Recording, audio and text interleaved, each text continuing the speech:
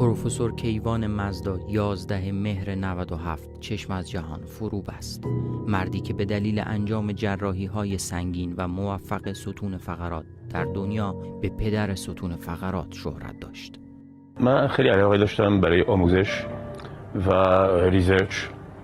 به همین خاطر اونجا در فرانسه در سیستم دولتی و دانشکده‌ای موندم. کیوان مزدا 31 مرداد 1328 در شهر آبادان متولد شد. تا 7 سالگی در ایران بود و سپس به فرانسه مهاجرت کرد. او از بزرگترین جراحان ارتوپدی در دنیا، نابغه جراحی ستون فقرات اطفال و یکی از بنیانگذاران خیریه بین المللی زنجیره امید ایران بود. از نظر کارهای خیریه از خیلی وقت پیش، از سال 1987 میلادی، هر سالی یک جای دنیا میرفتم برای همین نوع کار و از 12 سال پیش تا حالا ایران. دکتر مزدا رشته جراحی ارتوپدی و فلوشیپ جراحی ستون فقرات را در پاریس آموخت و به واسطه هوش و پشتکار فوق‌العاده‌اش از مشهورترین جراحان ستون فقرات دنیا شد. تکنیک خاص و ابداعی دکتر مزدا در اصلاح انحراف‌های ستون فقرات همکنون در اکثر مراکز دنیا استفاده می‌شود و با این تکنیک منحصر به فرد امکان جراحی‌های پیچیده ستون فقرات به وجود آمد. این پزشک خیر از سال 1386 فعالیت خود را در مؤسسه زنجیره امید ایران آغاز کرد. این مؤسسه سازمانی غیر دولتی است که برای درمان کودکان در کشورهای جهان سوم خدمات فراوانی ارائه می کند. دکتر مزدا هر سال در سکوت خبری و بدون هیاهو همراه با همکاران داوطلبش به ایران می آمد و کودکان بیمار زنجیره امید را معاینه و جراحی می کرد. در آخرین سفر خود به ایران در شهریور 1397 28 کودک توسط او و تیمش تحت عمل جراحی قرار گرفتند. خب به قول چینی‌ها اگر یه ماهی بدی یه روز می‌خوری، اگر ماهی گیری یاد بدی هر روز می‌خوری. اینا همینه دیگه. همیشه گفتم که امیدم اینه که یه روز ایران زنجیر امیدو لازم نداشته باشه، یعنی که هم از نظر علمی، از نظر فنی همکارای ایرانی بتونن خودشون کار خودشون رو انجام بدن. دکتر مزدا در هفته آخر شهریور سال 97 بعد از یک جلسه فشرده کاری در پاریس دچار حمله قلبی شد و به کما فرو رفت و در تاریخ 11 مهر 97 چشم از جهان فرو بست. آرزوی پروفسور کیوان مزدا برای دنیا این جملات: جنگ نباشد، غذا باشد و زندگی بدون هیچ گونه تبعیضی در جریان. امید من برای آینده ببین چیه؟ که یک روز برسیم که این کشور، این مملکت زنجیر و امید رو لازم نداشته باشه.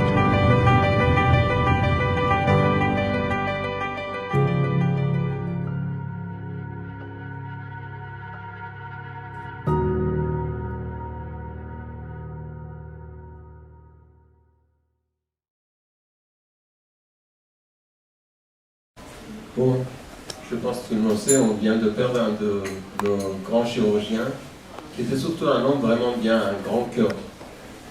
J'invite tout le monde à une minute de silence.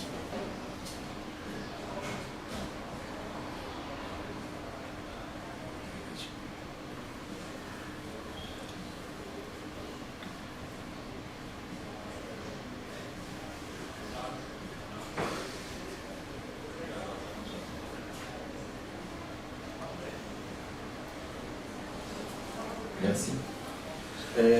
Ce soir, nous avons plusieurs invités de renom qui nous ont fait l'honneur de venir. Mais avant, je vais passer la parole à la professeure Sopani, chef de service de gastroentérologie à Henri Mondor, qui connaissait Dr Mazda, s'il veut dire un mot de mot sur lui, et avec le professeur Mozart Martinez.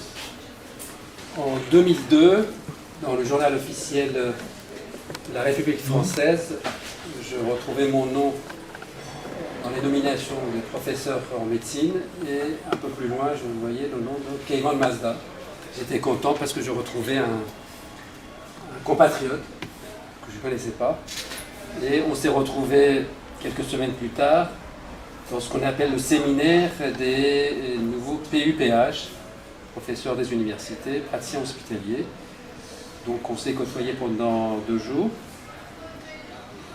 En somme, on venait recevoir les instructions que reçoivent les jeunes professeurs pour nous dire comment nous devions travailler, comment organiser l'enseignement, comment organiser la recherche et les soins. Et je suis allé vers lui et ça c'est mon défaut, je pousse les compatriotes à communiquer en persan. Il était très hésitant, il n'a quasiment pas parlé en iranien. Il a dit qu'il était arrivé vers l'âge de 7 ou 8 ans et qu'il ne parlait pas très bien persan, il préférait ne pas parler. On a échangé beaucoup et je pense qu'on est tombé tout de suite d'accord qu'il était impossible d'oublier le visage de sa mère ou le visage de son premier professeur, son premier instituteur, qui ne se souvient pas de la première année de scolarité, au moins pour ceux qui l'ont fait en Iran comme moi. Je me souviens parfaitement des traits de visage de mon professeur de première année, et là c'est à Val, et qui ne se souvient pas des détails de la rue dans laquelle il est né, il a grandi. Et il était pareil. Après, quelques années plus tard, lui, il s'est destiné à la chirurgie orthopédique, moi à la gastroentérologie. Je suivais avec beaucoup d'intérêt son parcours. Je voyais qu'il allait en Iran. C'était avec beaucoup de plaisir et d'admiration que je voyais comment il progressait en persan. Il donnait beaucoup de ses conférences en anglais, mais de plus en plus en persan. Et il y allait pour opérer les enfants, mais pas que, mais aussi pour retrouver sans doute quelque part des racines. Comme disait le chanson, ils ont tous quelque chose en eux. Et il avait quelque chose de particulier, il ne pouvait pas ne pas y aller. Les derniers jours de sa vie, qui m'a été raconté par Cyril Dezac, qui l'accompagnait, un ami également, chirurgien, qui l'accompagnait au cours des voyages dans le cadre de la chaîne de l'espoir. Il était venu ici même d'ailleurs donner une conférence dans le cadre de cette chaîne de l'espoir.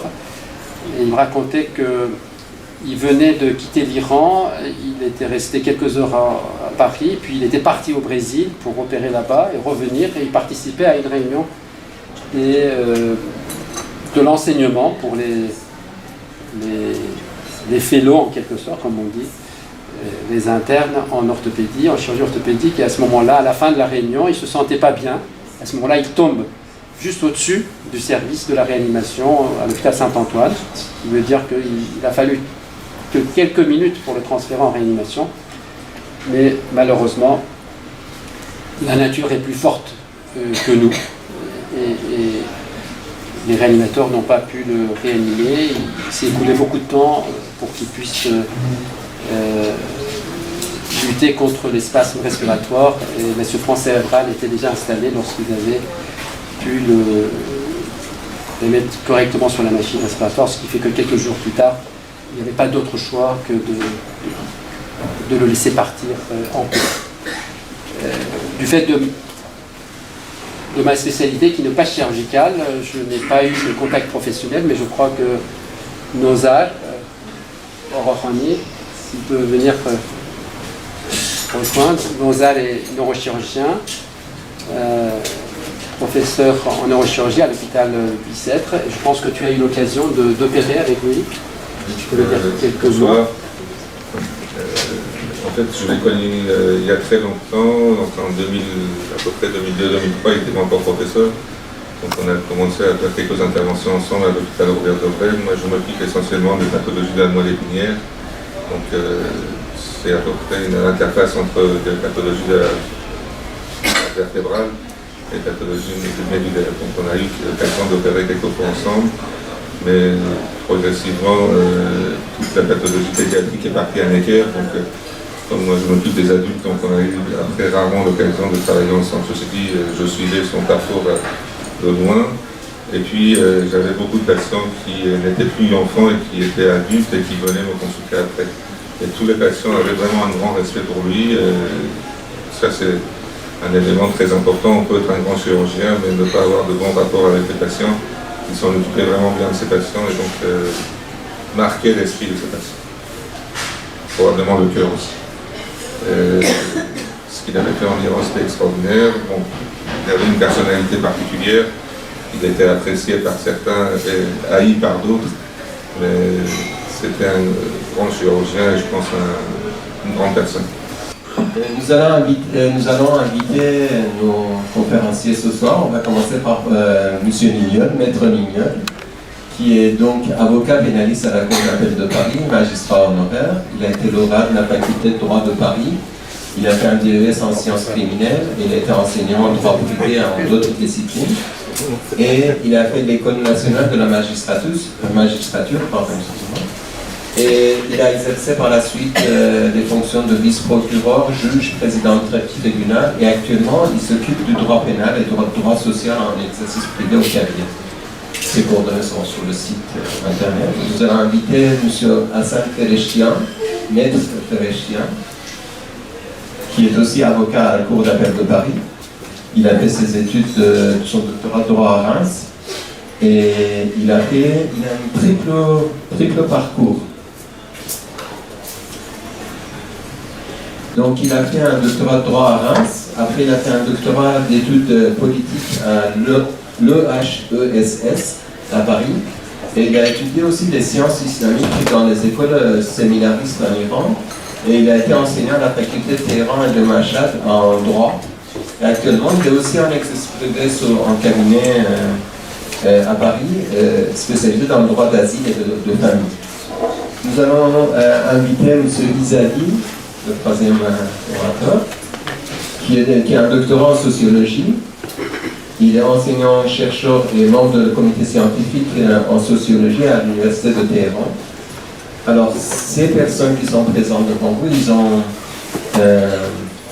ils sont tous auteurs de plusieurs ouvrages. Donc, on va mettre sur le site tous les ouvrages qu'ils ont écrits, chacun. Par la suite, on va inviter le professeur Nozar Al-Rohani, qui est professeur en neurochirurgie à l'hôpital Kremlin 17, et le professeur Sopani, que tout le monde connaît, qui est un de nos anciens présidents. Également, M. Al-Rohani a été aussi président à l'époque de notre association. Et donc, cette séance va être modérée par le professeur Sopani. Donc, Yann, je te passe la parole. Merci bien. L'ironie du sort, le choix de thème n'a rien à voir avec l'événement puisqu'on vient d'évoquer, c'est-à-dire la disparition de notre collègue, de notre ami. Lors des voyages, à peu près depuis maintenant plus de 25 ans, tous les ans, je vais en Iran. C'est bon, je vous entends. Pour faire de l'enseignement, donner des conférences. Et en marge de ces voyages, j'ai eu la surprise de découvrir une dimension, j'allais dire, pas cachée, mais camouflée de notre métier en Iran, qui est la mort. Pour un médecin, c'est toujours un échec de voir partir un de ses malades. Mais en tout cas, l'éducation médicale que nous avons reçue ici en France nous a conduit à accompagner nos malades. C'est l'éducation que j'ai reçue, ainsi que je suis sûr que Nozar a reçu aussi à l'école de la médecine française. Et je ne vous cache pas que j'ai été très perturbé lors de ces voyages en Iran, parce que j'allais pour donner des conférences et en quelque sorte prêcher la bonne parole, tantôt technologique, tantôt gestionnaire ou économique même, mais en marge. Vous savez, quand on va en Iran, on est souvent sollicité pour donner des avis médicaux. Et j'ai découvert que la mort était traitée bizarrement, pour ne pas employer d'autres mots. Mais je ne pouvais pas savoir si cette bizarrerie était temporelle, si ça avait des racines dans notre culture, ou si c'était le résultat d'un changement politique récent. moderne dans notre pays. Donc en fait, en marge de cette activité, je me suis malgré moi intéressé à la mort. Comme j'ai dans une vie antérieure, quand j'étais étudiant et élève au lycée, j'ai côtoyé un grand sociologue français, Paul Vieille, qui m'a appris énormément à observer les sociétés et voir parfois des choses qui ne sont pas apparentes. Je me suis plongé dans la mort vue par les Iraniens et les Persans. Bon, ça a donné lieu à un document que je vous ai fait parvenir, qui est en français, que vous retrouvez dans un livre qui est dédié à Paul Vieille, en mémoire de Paul Vieille. C'est une série de recueils et j'ai eu l'honneur de rédiger la mort vue par les Persans, par les Iraniens. Je pense que ça lui faisait plaisir de retrouver un essai par un médecin, un de ses élèves en anthropologie, en sociologie. Et donc, du coup, l'expérience que je vivais au cours de ces voyages, donc sur ces 20-25 dernières années, était quelque peu différente de ce qu'est la mort vue par les Persans. Traditionnellement, en Iran, la vie ne s'arrête pas à la signature de la mort. La vie se perpétue. On ne change que de registre. On passe d'un espace temporel à l'espace intemporel. Et ce qu'on cultive dans la vie temporelle, en fait, est le prétexte ou la richesse qu'on exploite et qu'on cultive dans sa vie temporelle. Mais l'Iran moderne était différent. Je ne savais pas si cette différence était temporelle, parce que l'homme moderne, comme dit Heidegger, n'a plus besoin de l'absolu qui est Dieu, ou c'était propre à l'Iran. Mais cet Iran-là était très différent de l'Iran que j'avais lu à travers les documents et les écrits.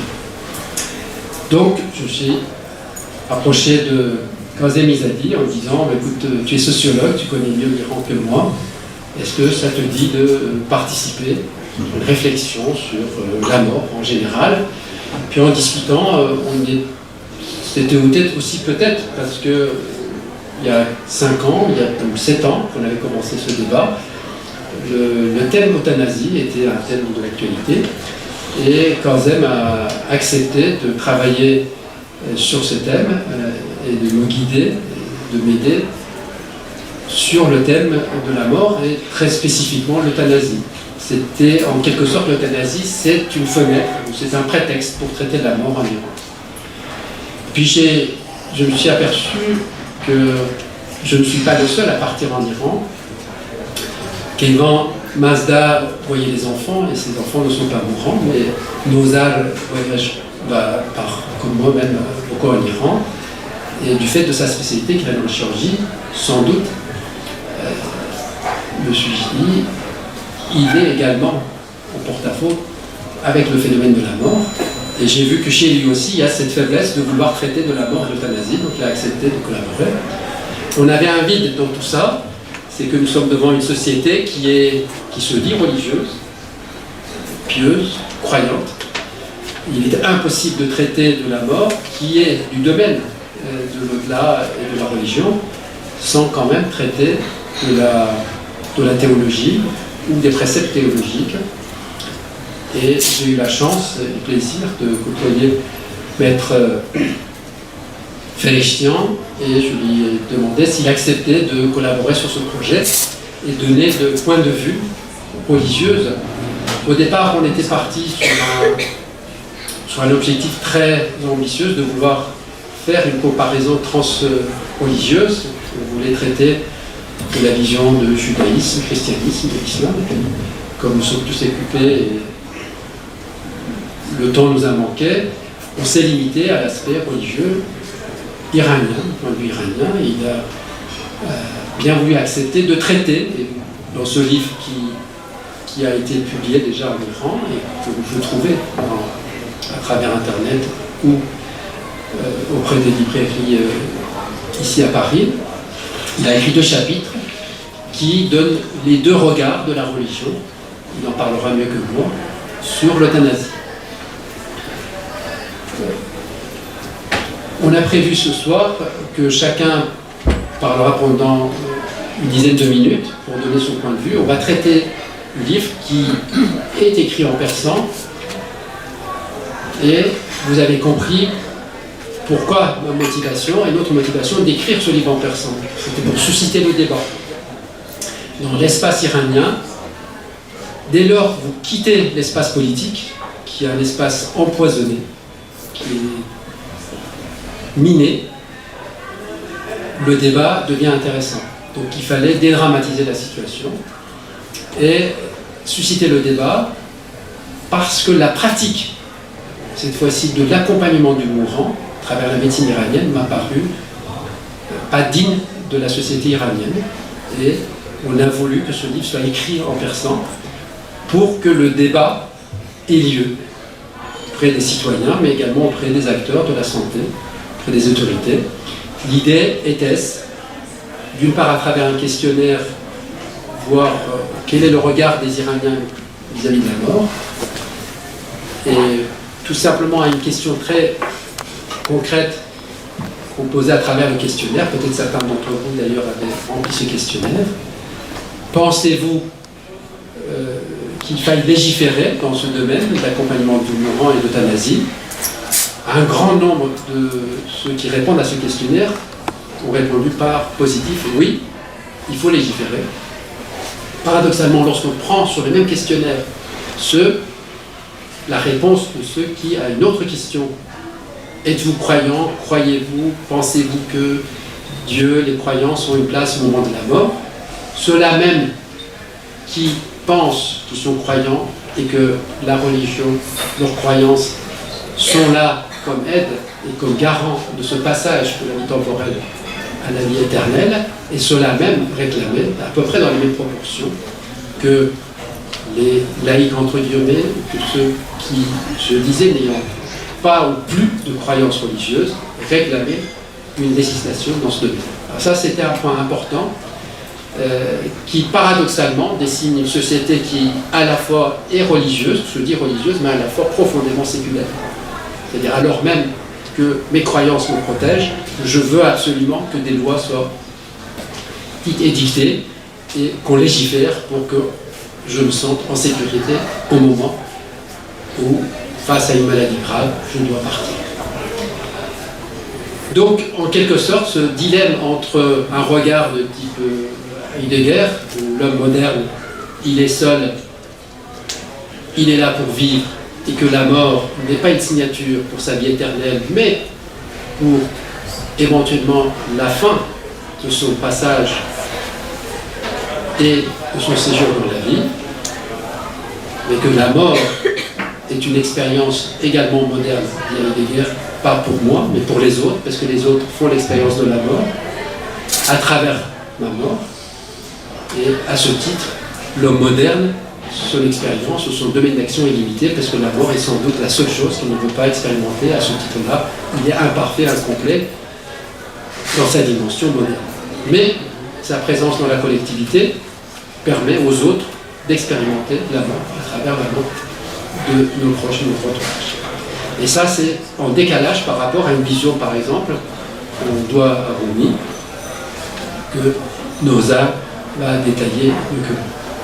Donc si vous voulez bien, si vous êtes d'accord, on donnera la parole aux autres co-auteurs du livre en passant, et après on ouvrira le débat. Ce que je souhaite, c'est qu'il y ait un débat de la part de vous et qu'on puisse susciter ce regard transculturel, au moins sur les deux cultures, persane, orientale, française, occidentale, et après on s'acheminera sans doute vers la législation. Peut-être, Karzem, tu peux, en tant que sociologue, nous dire qu'est-ce qui t'a poussé à écrire et qu'est-ce que tu peux dire en 10 minutes sur cette expérience? Ah oui. Tout d'abord, je voudrais dire que l'échantillon que nous avions, ce n'est pas significatif. C'est seulement significatif pour les personnes qui répondent à la question. Parce que l'échantillon n'était pas choisi pour être significatif. Alors, on avait plusieurs, pas plus de 60 personnes qui sont répondues à notre questionnaire, qui habitent en Iran ou bien ici, en France, 600, en Amérique. Pas 60, 600. 600. Oui, t'as dit 60. Oui, excuse-moi. 600. Et alors là, en phase finale, nous avions 582 questionnaires qui est analysé et donné des résultats que nous pouvons interpréter de notre résultat. Tout d'abord, je voudrais vous présenter les échantillons. 57% vivent en Iran et après l'étranger, 42% sont hommes, 57% femmes. Meilleure situation, 27% célibataires et 63% mariés. Moyen âge 46. Niveau d'éducation 47%. Ils avaient éducation supérieure, c'est-à-dire universitaire.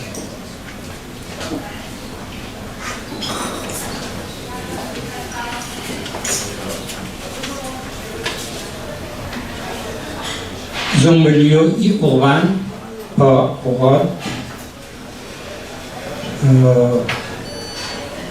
62%, ils ont dit qu'il est croyant, il croit à Dieu. Et 25%, non.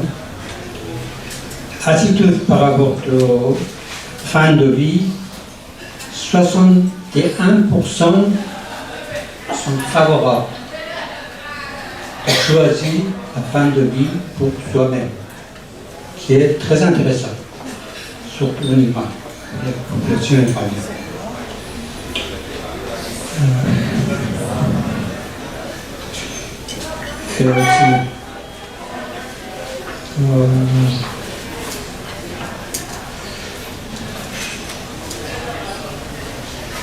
Ils avaient 62%, ils avaient une expérience d'avoir être avec un patient, un malade qui est très grave, un Alzheimer ou une maladie mentale.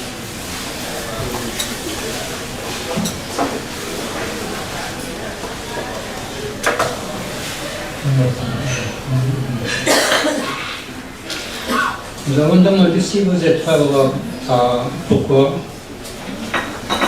50% ils ont dit un homme doit choisir entre la vie. C'est très intéressant. Pour l'égalisation, 54% d'habitants en Iran et 84% habitants à l'étranger, ils sont favorables.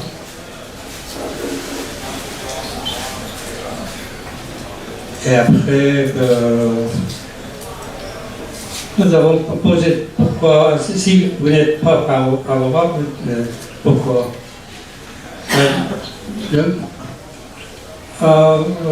Un tiers, ils ont dit qu'alors, peut-être nous avons force de médecin, de décision de médecin, au conseil médical. Mais 35% ils ont dit que la vie n'est pas. Moi, je ne peux pas décider pour la fin de ma vie. Vie est respectable. Il faut continuer jusqu'à la fin. Merci. Merci, Kanzel. Dozar, tu peux apporter peut-être ton témoignage sur... Pour répondre à la première question, pourquoi on a participé à cette cette écriture, c'est que c'est essentiellement tout le mérite revient à Ilach, avec son énergie habituelle et sa direction habituelle. Enfin, il nous a poussé. Enfin, personnellement, moi, je n'aurais pas pu le faire s'il n'était pas derrière en disant encore une fois, tu n'as pas envoyé ce que tu devais envoyer. Il faut régulièrement, on avait des mails au début assez amicaux, puis progressivement assez violents, pour dire qu'il faut quand même remplir. Et il faut tenir parole. Bon, mis à part cette plaisanterie qui n'en est pas une, qui est, encore une, je répète que le mérite revient à Ilach, les fautes et les manques reviennent. Il m'avait demandé de parler de ce qu'on peut trouver dans la littérature ancienne iranienne, persane, mais même arabe en partie, écrit en arabe, et sauf dans la littérature essentiellement mystique iranienne. Donc moi je me suis engagé par affinité personnelle, par intérêt personnel, mais aussi par devoir, de voir un peu si on peut trouver des traces de cette question dans la littérature ancienne, mais aussi médicale que mystique. Donc malheureusement, on a décidé, par respect essentiellement vis-à-vis de Maître Mignol, de faire cette soirée en français. Donc je pense que la même difficulté posera pour M. Fereshtian, c'est que nous on a travaillé sur les textes persanes et arabes, et donc il est difficile de tout traduire ce soir, mais j'essaierai de vous donner quelques exemples simplement. Donc j'ai essayé de chercher dans les livres médicaux, et notamment celui qui est considéré comme le plus grand médecin iranien, et donc de toute façon comme les Iraniens sont les plus grands savants du monde, plus grands médecins du monde, donc Avicenne, il est écrit très clairement et le sujet est traité très facilement et très clairement et enseigné de façon très claire. Il est écrit même dans le livre qui est le résumé de sa canon de la médecine, c'est-à-dire le livre qui s'appelle Al-Joseph el-Kef, qu'il y a 2 vers qui traitent de cette question et disent que globalement, à partir du moment où le médecin considère qu'il n'y a plus rien à faire, son devoir, ce n'est pas qu'il peut, son devoir est de dire au malade et d'arrêter les soins. Par contre, s'il se rend compte qu'il peut traiter la maladie, son devoir, ça c'est admis, c'est la base de la médecine, c'est de continuer d'aider le médecin malade et continuer à aller dans ce sens-là. Dans les livres de la médecine, c'est bizarre qu'on ait oublié ça et qu'on se retrouve actuellement dans notre époque, dans les facultés de médecine, que cette discussion-là n'ait pas lieu. C'est qu'Avicenne l'enseignait clairement et disait que c'est le devoir du médecin d'arrêter le traitement. Non pas la possibilité d'arrêter le traitement, mais le devoir du médecin d'arrêter le traitement et ne pas faire souffrir le malade. Ça, c'était, disons, la base médicale déjà. Puis j'ai cherché à savoir si dans la littérature mystique, il y avait quelque chose. Je n'ai pas la prétention de dire que mon travail était exhaustif. À mon niveau, j'ai trouvé simplement 2 allusions à ce problème-là. Un qui est clairement, directement, disons, ce qu'on peut aujourd'hui appeler euthanasie active. C'est une histoire, enfin tout le monde vous connaissez, l'histoire de ce qu'on appelle Cheikh Essanwan, qui est essentiellement traité dans le Manteroter, enfin le langage des oiseaux de Hathor. Quand le grand savant Katkani fait une édition monumentale de ce livre, il essaye de trouver les sources de cette histoire. Vous le connaissez, donc c'est l'histoire d'un grand maître soufi qui tombe amoureux d'une jeune femme chrétienne, enfin nestorien, parce qu'en fait on sait très bien que les chrétiens de l'époque n'étaient pas ce qu'on connaît actuellement. Elle tombe amoureuse de cette fille, et cette fille lui fait voir de toutes les couleurs, si on peut dire, et donc c'est tout un cheminement mystique pour ce maître spirituel qui commence à aller dans un couvent d'abord, commence à élever les porcs, boire le vin, et puis bon, toute une histoire. En fait, les sources Katkani trouve dans un des livres les plus anciens, et l'histoire concerne un maître qui tombe amoureux de cette fille, et qui, par hasard, le soir où il va le voir, tombe de lit et se fracture la colonne vertébrale. On revient au problème médical, et donc à notre regretté ami Keivan Mazda. Cette fracture lui cause une paraplégie, une tétraplégie, il est complètement paralysé. La fille a très peur que les gens sachent cette histoire, et donc, très amicalement, à l'aide de quelques amis, le jette dans le désert, le laisse mourir, les gens qui passent se rendent compte, et la seule phrase qui traite de l'euthanasie, c'est qu'ils disent « on a terminé son affaire ». Donc les gens l'ont achevé, si on peut dire. Donc ça, c'est allusion. Alors, l'auteur, tout de suite, se méfie. Il dit que c'était une abomination, il ne fallait pas faire ceci. Je m'éloigne de ces gens-là. Et donc, mais bon, ça, quand même, il y a une trace de cette activité-là quelque part. Deuxième chose, c'est dans le Masnavi, dans le 6e livre de Masnavi. Il y a une histoire, comme vous savez, c'est des petites histoires que Maulana raconte et donc tire des conclusions qui souvent n'ont rien à voir avec l'histoire même, mais qu'il utilise ces histoires à ses fins propres.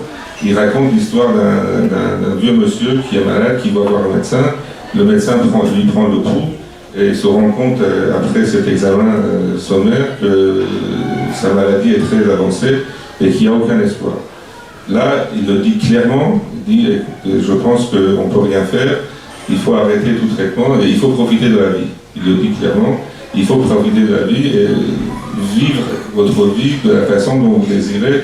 Il vous reste quelques jours, il faudra vraiment profiter de cette vie. Ça, c'était les trois, si vous voulez, allusions directes que j'avais trouvées dans cette littérature. Encore une fois, loin de moi l'idée de considérer que c'était un travail exhaustif, c'était à mon niveau, par intérêt personnel et par obligation vis-à-vis de l'usage. Alors après, je me suis dit, dans la mesure où on ne trouve pas d'allusion directe, il est difficile de dire qu'il n'y a rien. Parce que quand même, c'est une culture millénaire, et donc c'est impossible que ce problème soit ignoré. Donc je me suis dit, probablement, on peut trouver des principes généraux dans cette mystique iranienne qui permettraient éventuellement d'ouvrir le débat. Comme la question n'est pas traitée directement. Alors, vous savez très bien, c'est probablement que c'est volontaire que cette question n'ait pas été abordée de façon frontale et de façon directe, comme beaucoup de choses.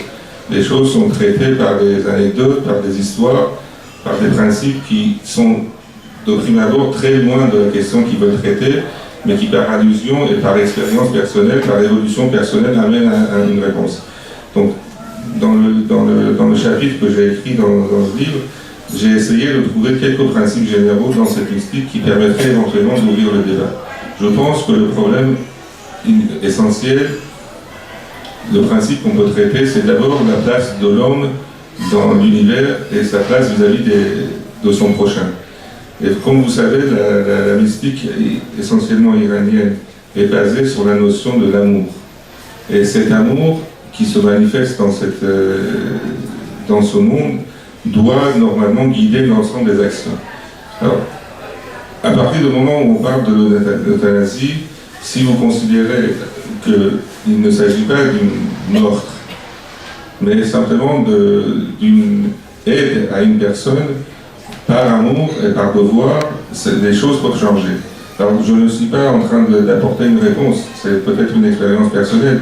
Simplement, je veux dire qu'il y a certains principes dans la littérature iranienne, dans la mystique iranienne, qui permettront éventuellement d'aborder cette question sous un autre angle, qui n'est pas un angle religieux, qui n'est pas un angle, disons, de législation ou d'obligation, mais qui est peut-être un angle de compassion et d'amour. D'autre part, l'homme a une responsabilité envers soi-même et envers son prochain.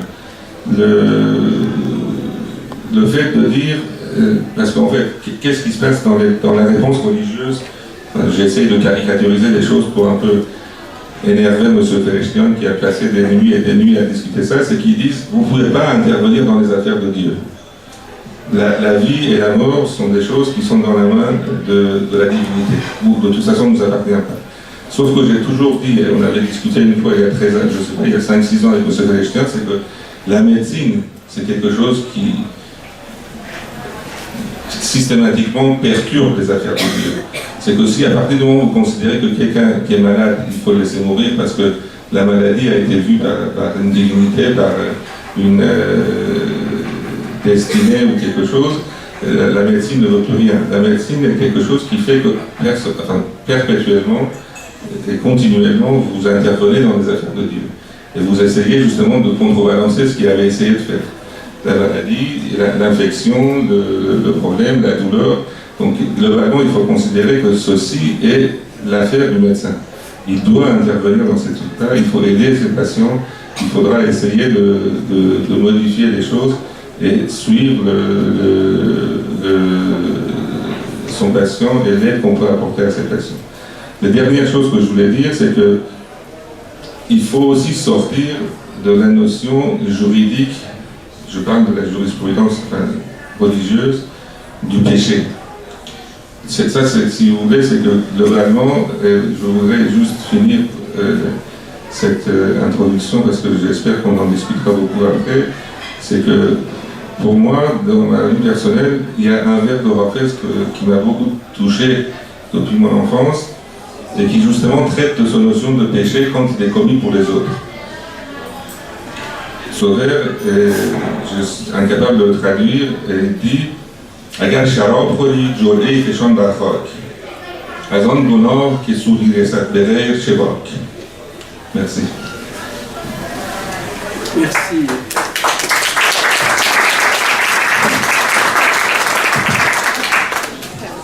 Merci pour ce témoignage de l'horizon mystique, mais également médical. Le maître Félestian va avoir la tâche de donner le point de vue religieux, mais pas que religieux, également juridique, parce que le précepte religieux, c'est également un système assez cohérent et entier de législation et de textes. Et ça, certaines préceptes et certaines recommandations religieuses font office de loi, en quelque sorte. Et merci, vous pouvez peut-être nous dire. D'abord, mes pensées et mes hommages à professeur Keiman Mazda tout à l'heure. Vraiment, c'était touchant sa vie et mes hommages et toutes mes condoléances. Voilà.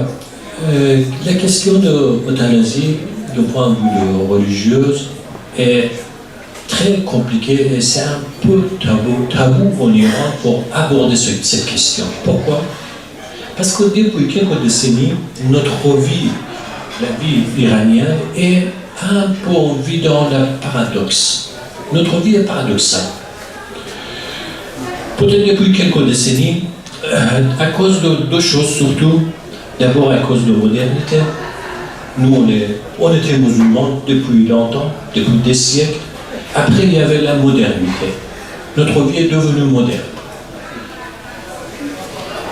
Sauf de réserve de professeur Zadi. Et deuxième chose, à cause de l'islamisation du pays encore.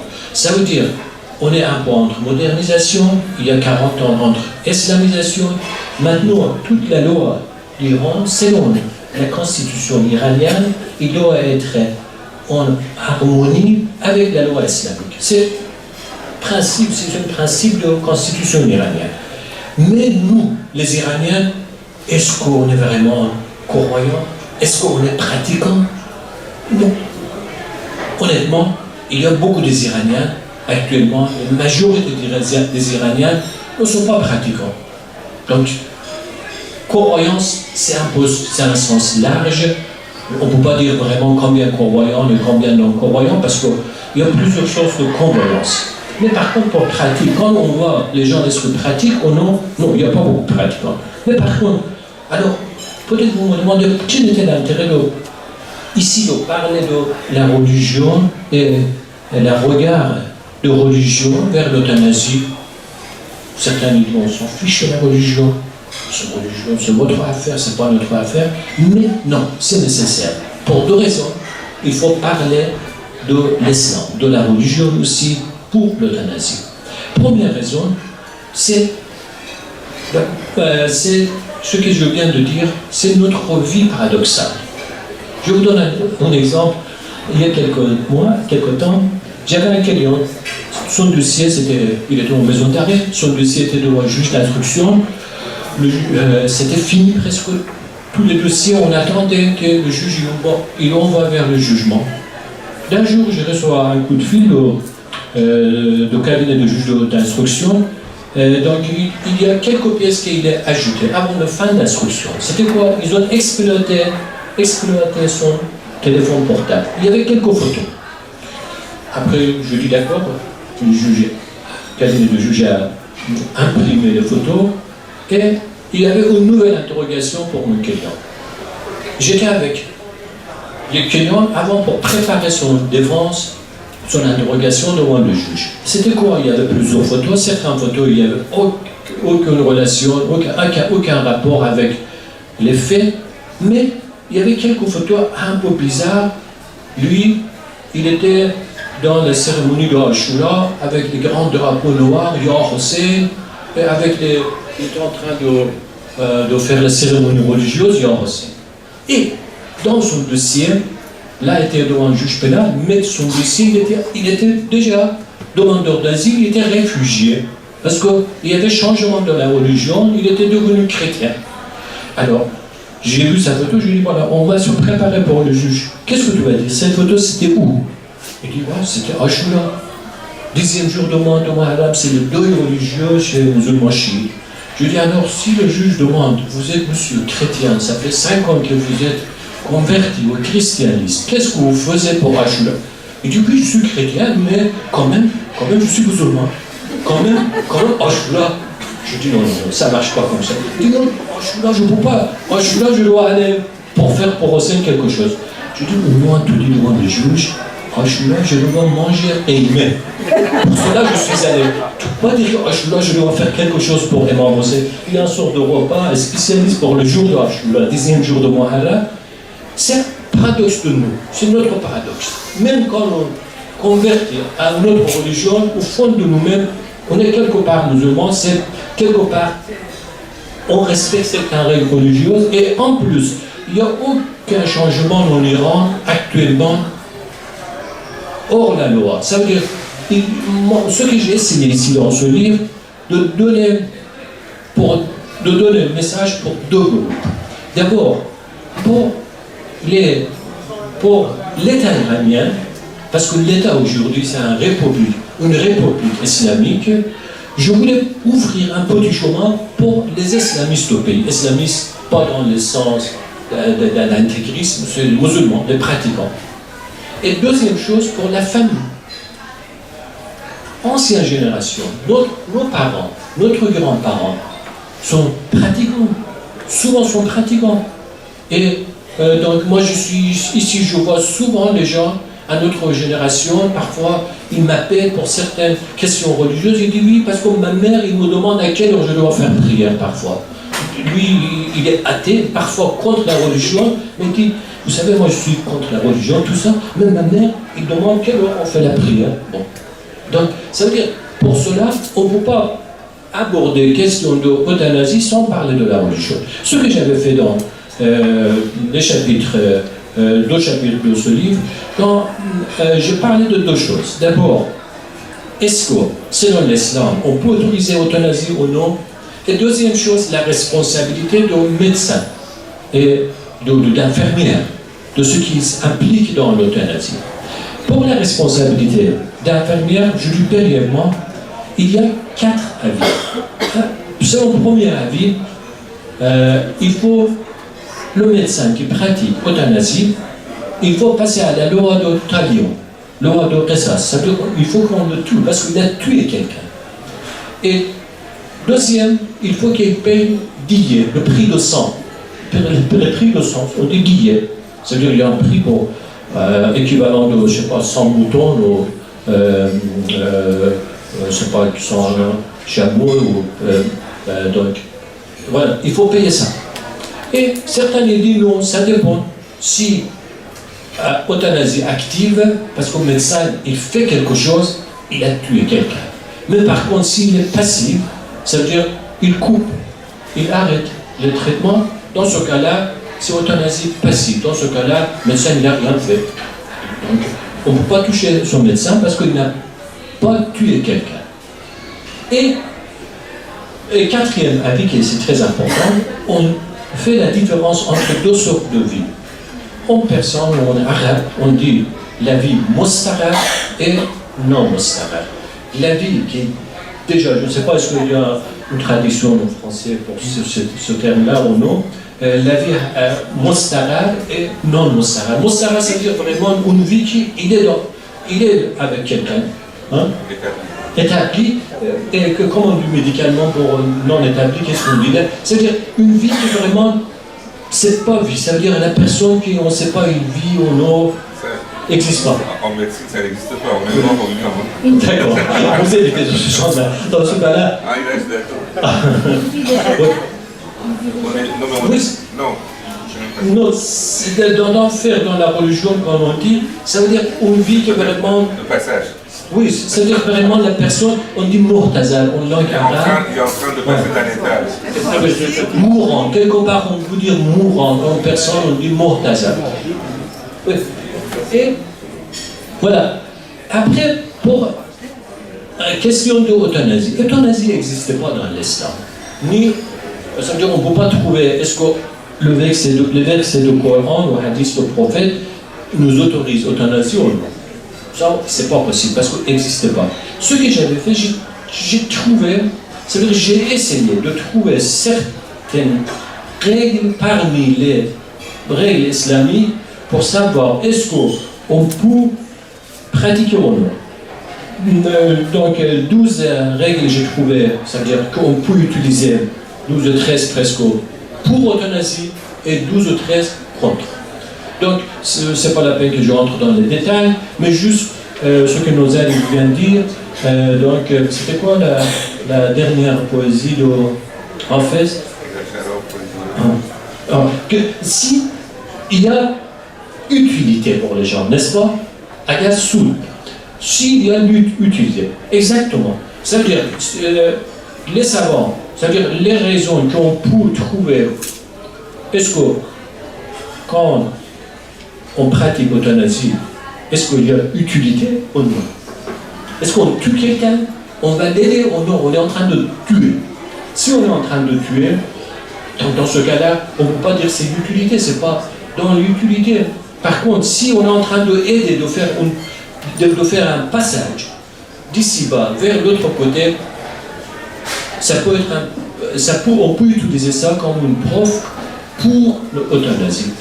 Donc, je dis très brièvement, quand on parle d'interdiction d'euthanasie, on dit voilà, la vie c'est un dépôt divin. Donc on ne peut pas dépenser le dépôt comme on veut. Dieu nous donne notre vie. Amana, en arabe on dit. Donc, on perçoit pareil. Et donc, c'est un dépôt. On ne peut pas dépenser le dépôt. C'est un dépôt. Et Dieu, il va nous prendre, il veut que nous rendions un jour le dépôt comme il nous donnait. Donc, il faut restituer comme il était. On n'a pas le droit de faire ce qu'on a envie. Et donc, quand on parle d'intervention dans le domaine de création, c'est vrai, le médecin, quand il intervient, moi je parle contre, après je parle pour. Juste pour parler d'abord pour 2 minutes aussi pour. D'abord pour contre, après c'est pour finir. Quand le médecin intervient dans la chirurgie, il fait intervention dans le domaine de Dieu, mais il y a utilité. Vous pouvez faire intervenir. Quand vous voyez votre fils, le voisin, il est en train de rentrer dans la rue, il est en train de traverser la rue, il a un gamin de 4 ans, vous avez le droit d'intervenir. C'est dans l'utilité. Vous l'arrêtez ce garçon, il dit rentre chez toi. Mais par contre, quand ce garçon il est chez lui, devant la télé en train de faire zapping, c'est pas votre affaire, vous n'avez pas le droit d'intervenir pour dire cet enfant, qu'est-ce que tu dois faire, tu dois regarder quoi ou pas quoi. Ça veut dire l'intervention de nous dans les domaines des autres, c'est dans les cas d'urgence. Vraiment quand il y a nécessité, comme pour aider une personne, nécessité d'une personne en danger, ce qui fait médecin pour aider ces gens-là. Mais par contre, quelqu'un est en train de mourir, ces gens-là qui sont contre l'euthanasie, dans ce cas-là, c'est pas utilité de aider ces gens-là. Laissez peut-être il va vivre. Vous êtes en train de le tuer, vous n'êtes pas en train de l'aider. C'est la différence d'intervention de médecin. Et il est contre la dignité d'être humain. Contre la dignité d'être humain de tuer quelqu'un. Et encore, interdiction de se suicider dans l'islam. On ne peut pas se suicider. On ne peut pas tuer un autre. Parce que c'est dans le verset du Coran, celui qui tue une personne, exactement, il est comme quelqu'un qui a tué tout le monde. Et donc, comme vous voyez dans beaucoup de versets au hadith, ça veut dire les paroles de notre prophète, il y a beaucoup de récompenses pour les gens qui vont guérir, les médecins. C'est beaucoup de récompenses pour les médecins, pour les gens qui se rendent visiter les médecins, les patients. Tout ça, il y a les récompenses de Dieu. Donc, il faut continuer. Et les dernières choses, quand un médecin ou un infirmière, il passe à l'euthanasie, il sort de son travail principal. Son travail principal, c'est quoi? Son travail, c'est aider la vie. Ils ont pour la vie, c'est pas pour la mort. C'est, on peut dire, très résumé, petit résumé des arguments contre l'euthanasie. Je finis dans une minute, résumer des preuves, des arguments pour l'euthanasie aussi pareil. On dit, c'est vrai, le médecin, il est comme sage-femme. Une sage-femme, il est l'ange de la vie pour naissance. Il donne naissance. Qu'est-ce qu'il fait? Lui, il intervient. Il ne vient pas dans les deux domaines de Dieu. Juste, il est l'ange de la vie pour qu'un enfant va être né ici. Par contre, un médecin qui pratique l'euthanasie, il va aider aussi un autre ange de la mort. Il va faciliter le travail de l'ange de la mort. C'est vrai, un enfant sans aide de sage-femme ici peut être né. Mais avec l'aide, on facilite pour la mère et pour l'enfant. Pareil, dans l'euthanasie, la personne qui est en train de passer cette nuit-là, il va mourir quand même. Mais on va aider lui et sa famille dans cette étape difficile. Et aussi, dans certains versets du Coran ou hadith, aussi on dit, parfois on demande la mort. Même notre imam il dit, alors il va mettre du mandant, maintenant on lui baisse la donc il dit Dieu, tu me donnes la vie jusqu'au moment que ma vie soit dans ton chemin, soit une vie utile dans ton chemin. Mais si ce n'est pas une vie utile, laisse tomber. Parce que quelle est la vie? La vie végétarienne, comme tout à l'heure vous avez parlé, qui est quelqu'un qui vous dit, donc il est dans un état végétarien, donc dans ce cas-là, qu'est-ce qui est son intérêt végétal, on dit végétatif. Dans un état, en personne on dit nabati, hayat nabati.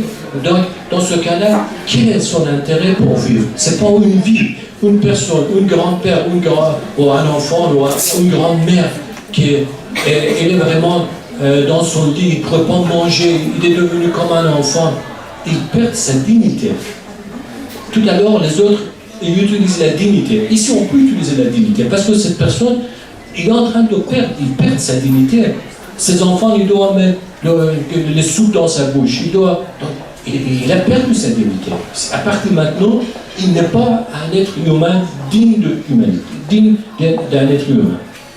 Et aussi, dernière chose aussi, la différence, même les gens qui disent qu'il ne faut pas intervenir dans la création de Dieu, c'est vrai, il y a certaines différences.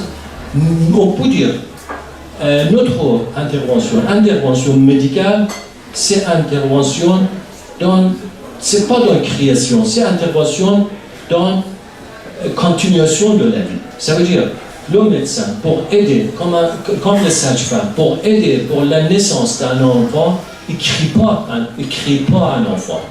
Il ne donne pas la vie pour un enfant. Juste, il aide la naissance.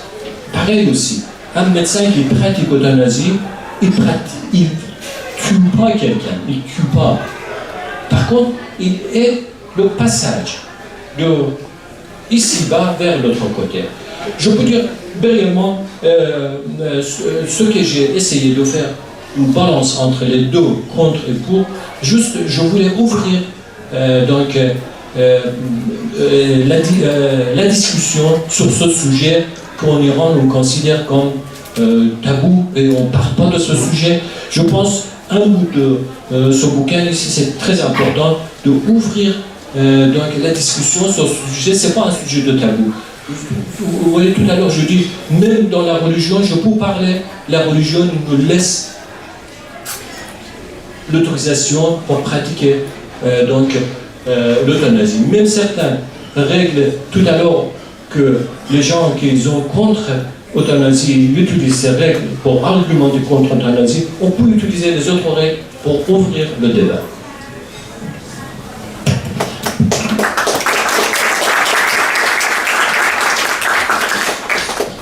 Maître Vignol, ce qu'a fait M. Feleshtian, je peux dire, est très original. Très original à deux titres. D'abord, très osé, parce que comme il a dit, c'est une question tabou en Iran. Mais également original parce qu'il a fouillé. C'est pas évident. Je pense que ça fera acte dans la littérature contemporaine, religieuse et morale. Peut-être en guise de synthèse, si tant est qu'on puisse synthétiser, en Iran, le médecin a le devoir d'accompagner la vie. Et je pense que l'image qu'il a prise, Feleshtian, est assez jolie. C'est l'ange de la vie. Les sages-femmes accompagnent l'ange de la vie. Et il a osé de concevoir qu'on peut accompagner l'ange de la mort. Ce d'autant plus que cette mort n'est pas la fin de la vie, c'est un passage. Néanmoins, le suicide assisté est formellement interdit. Pour la législation en Iran, c'est un crime, considéré comme un crime, et dans la religion, c'est considéré comme un péché. Donc, de façon très claire, le suicide assisté, comme en France, est admis. A l'inverse, face à une maladie dont le corps médical, les experts estiment qu'il est impossible d'en arrêter le processus, le médecin et le corps médical est invité à accompagner. Dans cet accompagnement, la question difficile, peut-on accompagner jusqu'à prendre le risque de raccourcir la vie? Et à cette question, a priori, à travers la religion, en Iran, il y a suffisamment de récits pour penser qu'on peut en faire ainsi, c'est-à-dire ne pas abandonner le malade, et deux, cesser l'acharnement thérapeutique. Depuis Avicenna dit Nozal, le médecin est invité à arrêter l'obstination et l'acharnement thérapeutique, mais également d'essayer de son devoir de l'accompagner, quitte à ce que ce délai vers la mort soit raccourci.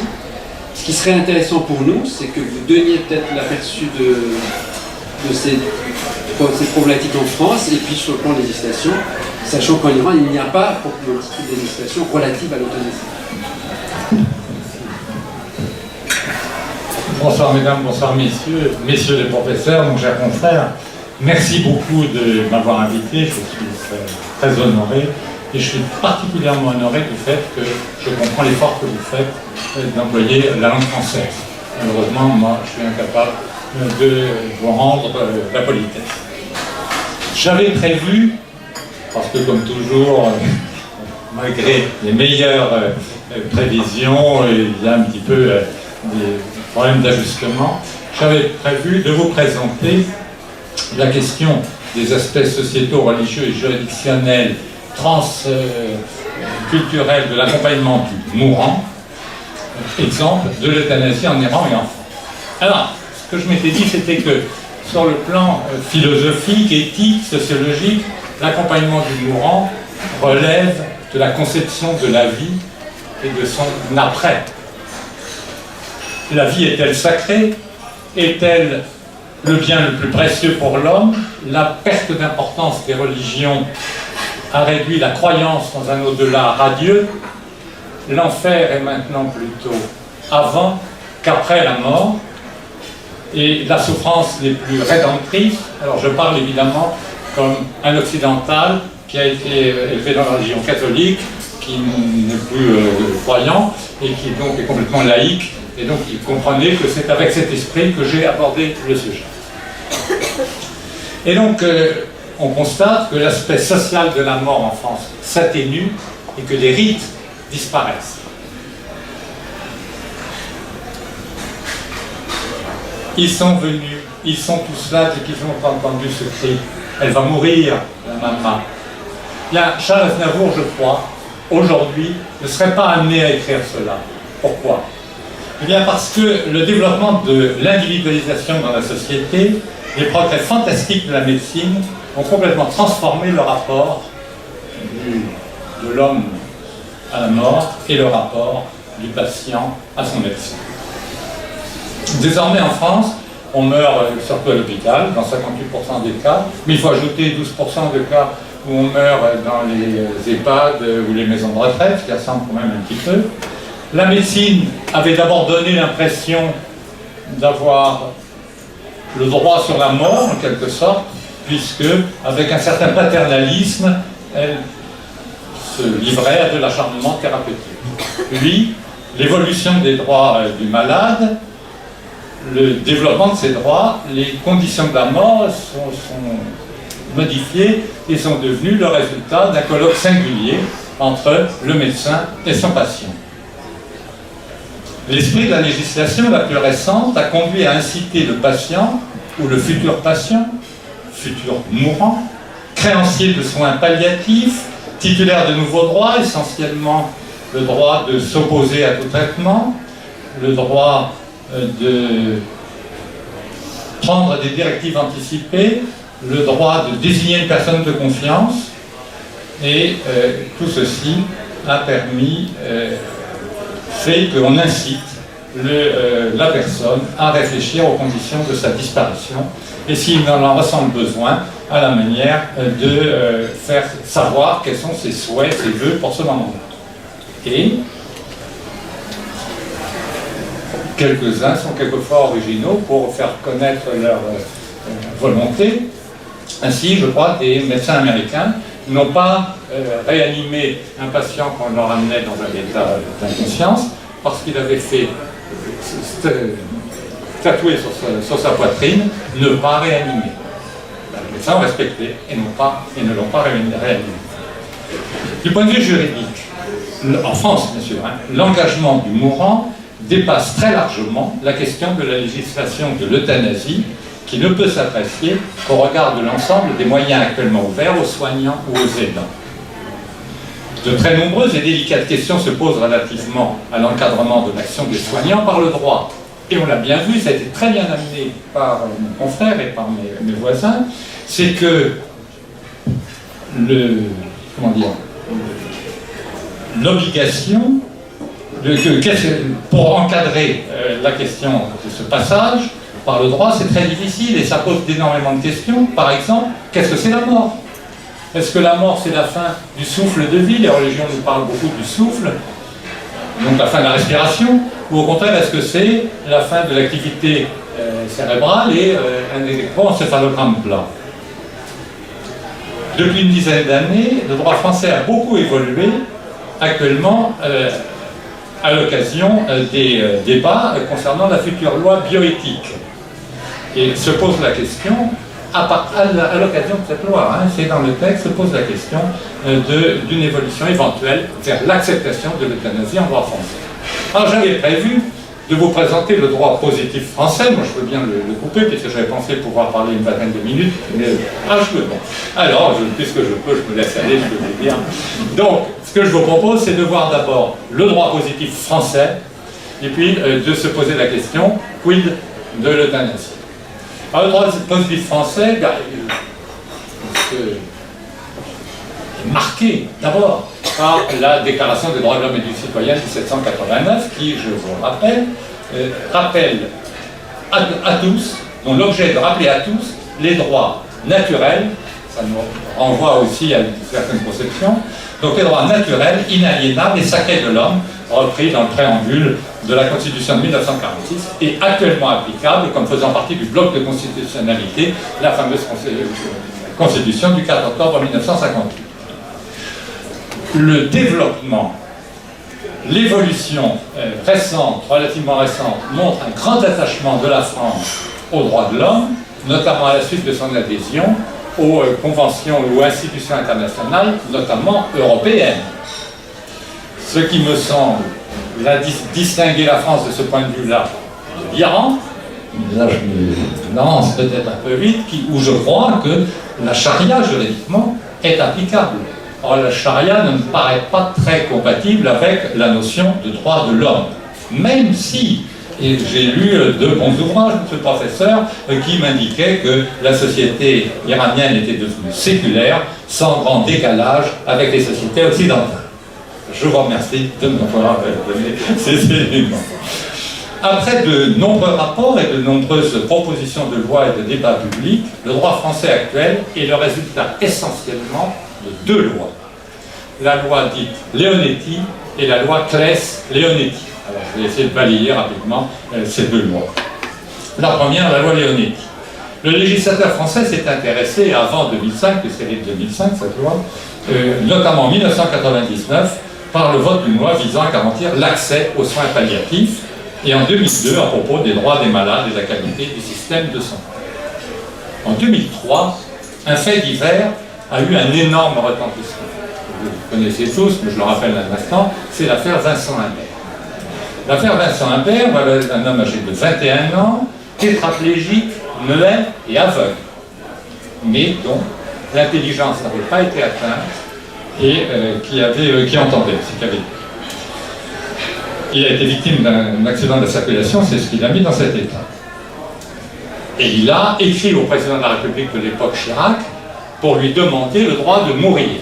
Sa lettre, le texte là, comportait notamment le passage suivant: vous avez le droit de grâce, c'est pas ce qu'il a, et moi, parce que l'origine en est divine, et moi je vous demande le droit de mourir. Et très intéressant, notamment pour les aidants et les médecins, il ajoute: je voudrais faire ceci évidemment pour moi-même, mais surtout pour ma mère. Finalement, il n'a pas exécuté l'ordre que Chirac lui avait intimé par l'intermédiaire de sa mère, que Chirac avait dit non, qu'il reprenne goût à la vie. Ce n'est pas ce qui s'est passé finalement, puisque sa mère, avec l'aide du docteur Chaussois, l'a finalement euthanasié. 2 ans plus tard, la loi était votée à l'unanimité le 22 avril exactement 2005.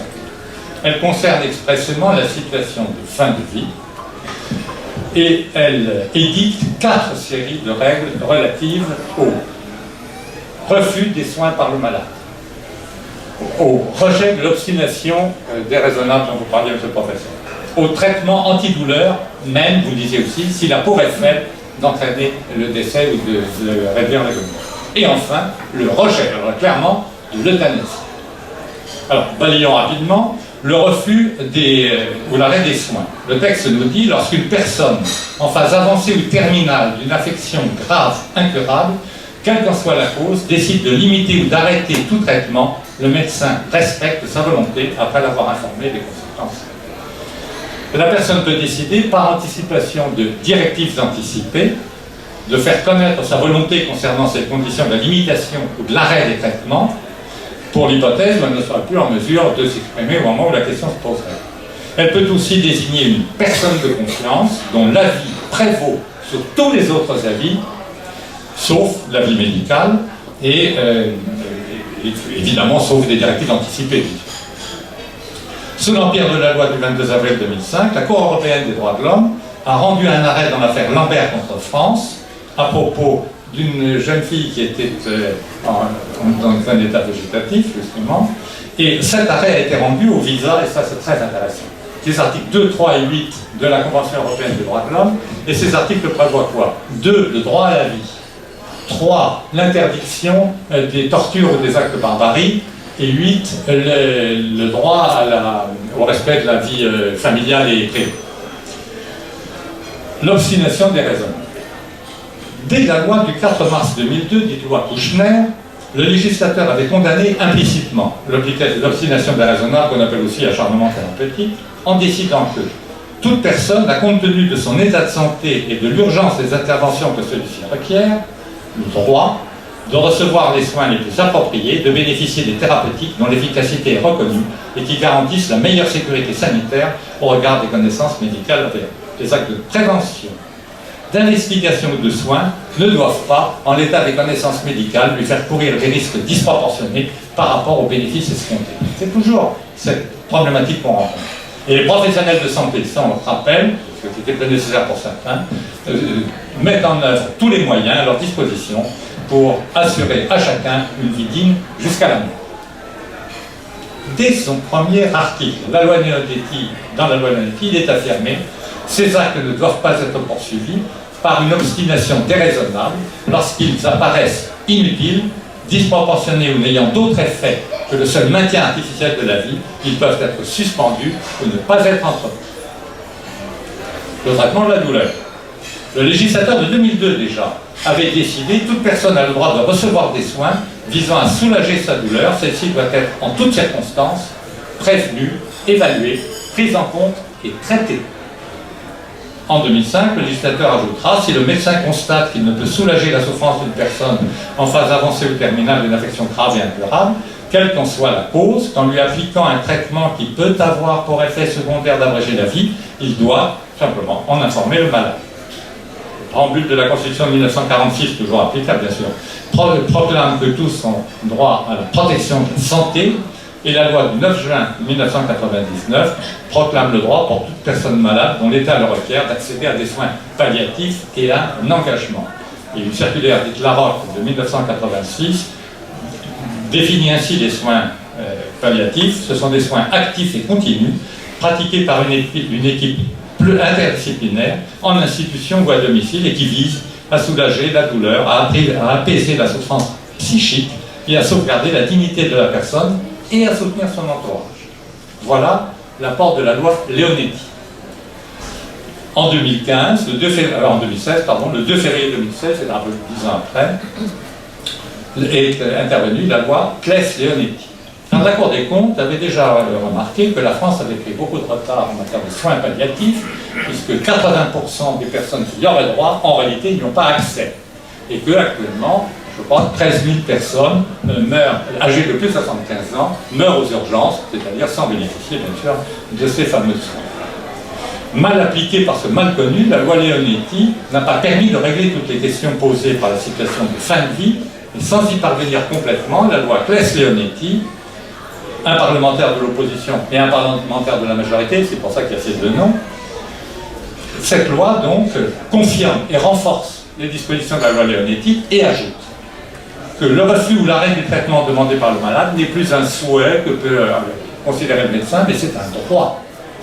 Et qu'on peut organiser, enfin on peut faire, une sédation profonde et continue qui peut être décidée avec le consentement du malade ou même sans son consentement s'il est dans l'impossibilité de s'exprimer. Le refus ou l'arrêt du traitement. Désormais, le malade, je viens de vous le dire, dispose d'un droit. Le texte le montre de la manière suivante. Toute personne a le droit de refuser de recevoir un traitement, je ne veux pas s'assurer. Et pour bien montrer que c'est un droit, ça suppose une obligation en face. Le texte poursuit, le médecin a l'obligation de respecter la volonté du patient. S'il n'est plus en état d'exprimer sa volonté, que l'arrêt du traitement risque d'entraîner son décès, le médecin devra respecter la procédure collégiale, puisque beaucoup d'affaires qui ont défrayé la chronique ont été liées au fait que la communication n'avait pas été suffisante, notamment avec la famille. Je ne parle pas des affaires où il y a une opposition claire entre les membres de la famille ou conjoints, etc. Mais d'une manière générale, bien souvent, pour des personnes âgées, en réalité, tout le monde était d'accord, et ça n'a pas été fait, ou plutôt ça a entraîné des affaires judiciaires, parce que la communication n'avait pas été suffisante avec la famille. L'obstination déraisonnable. Désormais, il est précisé que sur l'ensemble du territoire. Alors ça n'a l'air de rien comme ça, mais ça veut dire que ce n'était pas la même chose selon les hôpitaux, selon les endroits. Donc la loi insiste sur l'ensemble du territoire, les traitements et le meilleur apaisement possible de la souffrance s'ajoutent au droit de recevoir les soins les plus appropriés. Et également, le domaine de l'obstination déraisonnable est étendu aux actes simplement inutiles ou disproportionnés et confirme la nécessité de recueillir le consentement du patient en cas d'impossibilité de ce dernier, la fameuse procédure collégiale. Le traitement de la douleur, la loi insiste sur la dignité du mourant et la qualité de l'apaisement de sa douleur. La sédation profonde et continue. C'est l'apport essentiel de la loi Claes-Leonetti. Parce que là, c'est un début d'euthanasie, puisque on va aller jusqu'à la mort, c'est certain, mais pour certains motifs, voilà comment le législateur s'est exprimé. À la demande du patient d'éviter toute souffrance et de ne pas subir d'obstination déraisonnable, une sédation. Alors on ne sait pas ce que c'est, je crois, mais une sédation profonde et continue, provoquant une altération de la conscience, maintenue jusqu'au décès, associée à un analgésique et à l'arrêt de l'ensemble des traitements de maintien en vie, est mise en œuvre dans 2 cas. Premièrement, lorsque le patient est atteint d'une affection grave et incurable, dont le pronostic vital est engagé et à court terme et présente une souffrance réfractaire au traitement. Deuxièmement, lorsque, là c'est lui qui décide, la décision du patient atteint d'une affection grave et incurable, etc., d'arrêter un traitement engage son pronostic vital à court terme et est susceptible d'entraîner des souffrances insupportables, alors la sédation profonde et continue peut avoir. Les garanties entourant le recueil de son consentement sont évidemment celles que je vous ai indiquées. La loi prévoit expressément que ça c'est important, la nutrition et l'hydratation artificielle constituent des traitements et peuvent donc être arrêtés. Et l'arrêt de ces traitements ne peut donc pas être considéré comme un acte de torture ou de barbarie, parce que faire mourir quelqu'un de faim ou de soif, ça pourrait être un acte de torture ou de barbarie, c'est des tribunaux l'ont jugé, des cours d'assises, et donc au sens de la CEDH. Par conséquent, on peut le faire, puisque la CEDH a dit oui, et elle est prudente là-dessus, puisqu'elle laisse aux États une assez grande liberté pour savoir jusqu'où doit aller, où on doit mettre la fameuse limite dans l'action des soignants. Sous l'empire d'ailleurs de la loi du 2 février 2016, la CEDH a confirmé par un arrêt, bon je ne rentre pas dans les détails, mais a confirmé ça, je ne reste pas plus. Donc je reviens sous l'empire de la loi de 2005, confirmé sous celle de la loi de 2016. Alors voilà maintenant, voilà le droit positif. Je vais raconter rapidement. Quid maintenant de l'euthanasie? C'est vraiment l'euthanasie qui est en question. D'abord, quel est le sens du mot euthanasie dans ce contexte d'accompagnement du mourant? Il ne s'agit plus d'adoucir, il s'agit maintenant d'adoucir la fin de la vie, et elle n'apparaît plus comme la bonne mort, selon son étymologie, mais comme un moyen de supprimer les souffrances tant physiques que psychologiques du mourant. Cependant, d'un certain point de vue, elle correspond à l'inverse du soin palliatif. Le soin palliatif, il consiste à recouvrir la douleur, pallium, le manteau, et par conséquent, pas à soigner, et non à supprimer la victime. Mais d'un autre point de vue, elle apparaît comme compatible avec les soins palliatifs. Seulement, elle est évidemment postérieure. Un aspect paradoxal mais important de la question ne tient pas, me semble-t-il, la place qu'il devrait dans les débats et dans les très nombreuses réflexions menées sur l'euthanasie. Interdite en droit, vous l'avez évoqué, elle existe en réalité en fait. Et cette pratique est évidemment cachée et très difficile, voire impossible à établir. Cependant, quelquefois, des circonstances exceptionnelles permettent de la connaître. Ainsi, le cas, à titre d'exemple, du docteur Laurence Framois et de l'infirmière Chantal Chanel. Ce médecin et cette infirmière avaient injecté un produit létal à une dame de 85 ans qui était atteinte d'un cancer du pancréas en phase terminale. Tout se passait très bien, la famille était d'accord, personne n'avait rien dit, il n'y avait pas de difficulté. Puis il y a une infirmière qui a trouvé malin d'aller dénoncer ça à la direction de l'hôpital, qui n'a pas pu en rester là, parquet, etc. Et par conséquent, condamnation. Alors non pas de l'infirmière, mais condamnation du médecin à 1 an d'emprisonnement avec sursis, puisqu'on n'a pas le droit de donner la mort. Donc ça montre bien que la question est essentiellement, contrairement à ce que me disait mon cher confrère dans mon avis, qu'elle est essentiellement juridique. Car la question c'est convient-il, dans ces conditions, de dépénaliser, voire de légaliser l'euthanasie. Le droit positif français interdit l'euthanasie. Je vais vous montrer comment.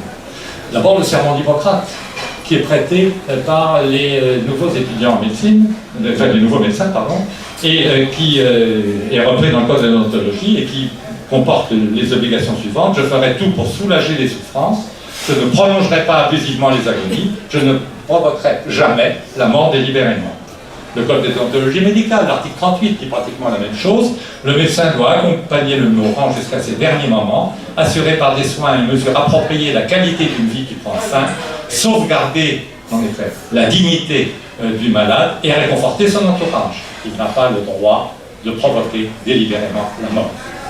Le code civil dans son article 16-3 de la loi du 6 août 2014, dit « Il ne peut être porté atteinte à l'intégrité du corps humain qu'en cas de nécessité médicale pour la personne ou à titre exceptionnel dans l'intérêt de l'autrui. » Le code pénal punit très sévèrement les atteintes volontaires à la vie.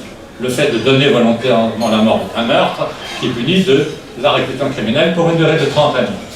Lorsque ce meurtre est accompagné de préméditation ou de guet-apens, le texte est un peu ancien quand même, eh bien la réclusion criminelle devient la réclusion criminelle à perpétuité, mais même le meurtre simple, et qui n'est pas prémédité, mais qui, lorsqu'il porte sur un mineur de 15 ans, est aussi punissable de la réclusion criminelle à perpétuité. D'autre part, le fait, alors je reprends le texte, d'attenter à la vie d'autrui par l'emploi ou l'administration, là ça correspond vraiment, de substances de nature à entraîner la mort constitue un empoisonnement. L'empoisonnement est puni de 30 années de réclusion criminelle, et il est aussi puni de la réclusion criminelle à perpétuité lorsqu'il est fait avec préméditation sur un enfant de 15 ans, de moins de 15 ans, pardon, ou s'il accompagne un autre crime. La tentative de commission de ces crimes fait encourir la même peine à l'auteur de la tentative, d'ailleurs qu'au complice. Aucun des faits justificatifs. Ça, c'est intéressant. Parce que là, on entre vraiment dans le vif du sujet avec les médecins. Aucun des faits justificatifs, discernement aboli par un trouble psychique ou neuropsychique, force ou contrainte à laquelle on n'a pas pu résister, erreur de droit invincible, commandement de l'autorité légitime ou légitime défense. Il n'y en a pas d'autre. Est-ce que aucun, en réalité, quand on regarde bien, de ces faits justificatifs ne permet de justifier l'action du médecin? À titre de contre-exemple, justement, on peut voir le non-lieu qui est intervenu pour Marie Imbert et le docteur Chaussois. Ces gens-là n'ont pas été condamnés, le parquet a requis un non-lieu et le juge d'instruction a rendu une ordonnance de non-lieu. Le problème, c'était la qualification juridique. Est-ce que c'était la légitime défense? Est-ce que c'était... Évidemment, c'était rien de tout ça. Alors, ils ont trouvé... ça ne tient pas debout juridiquement. Ils ont trouvé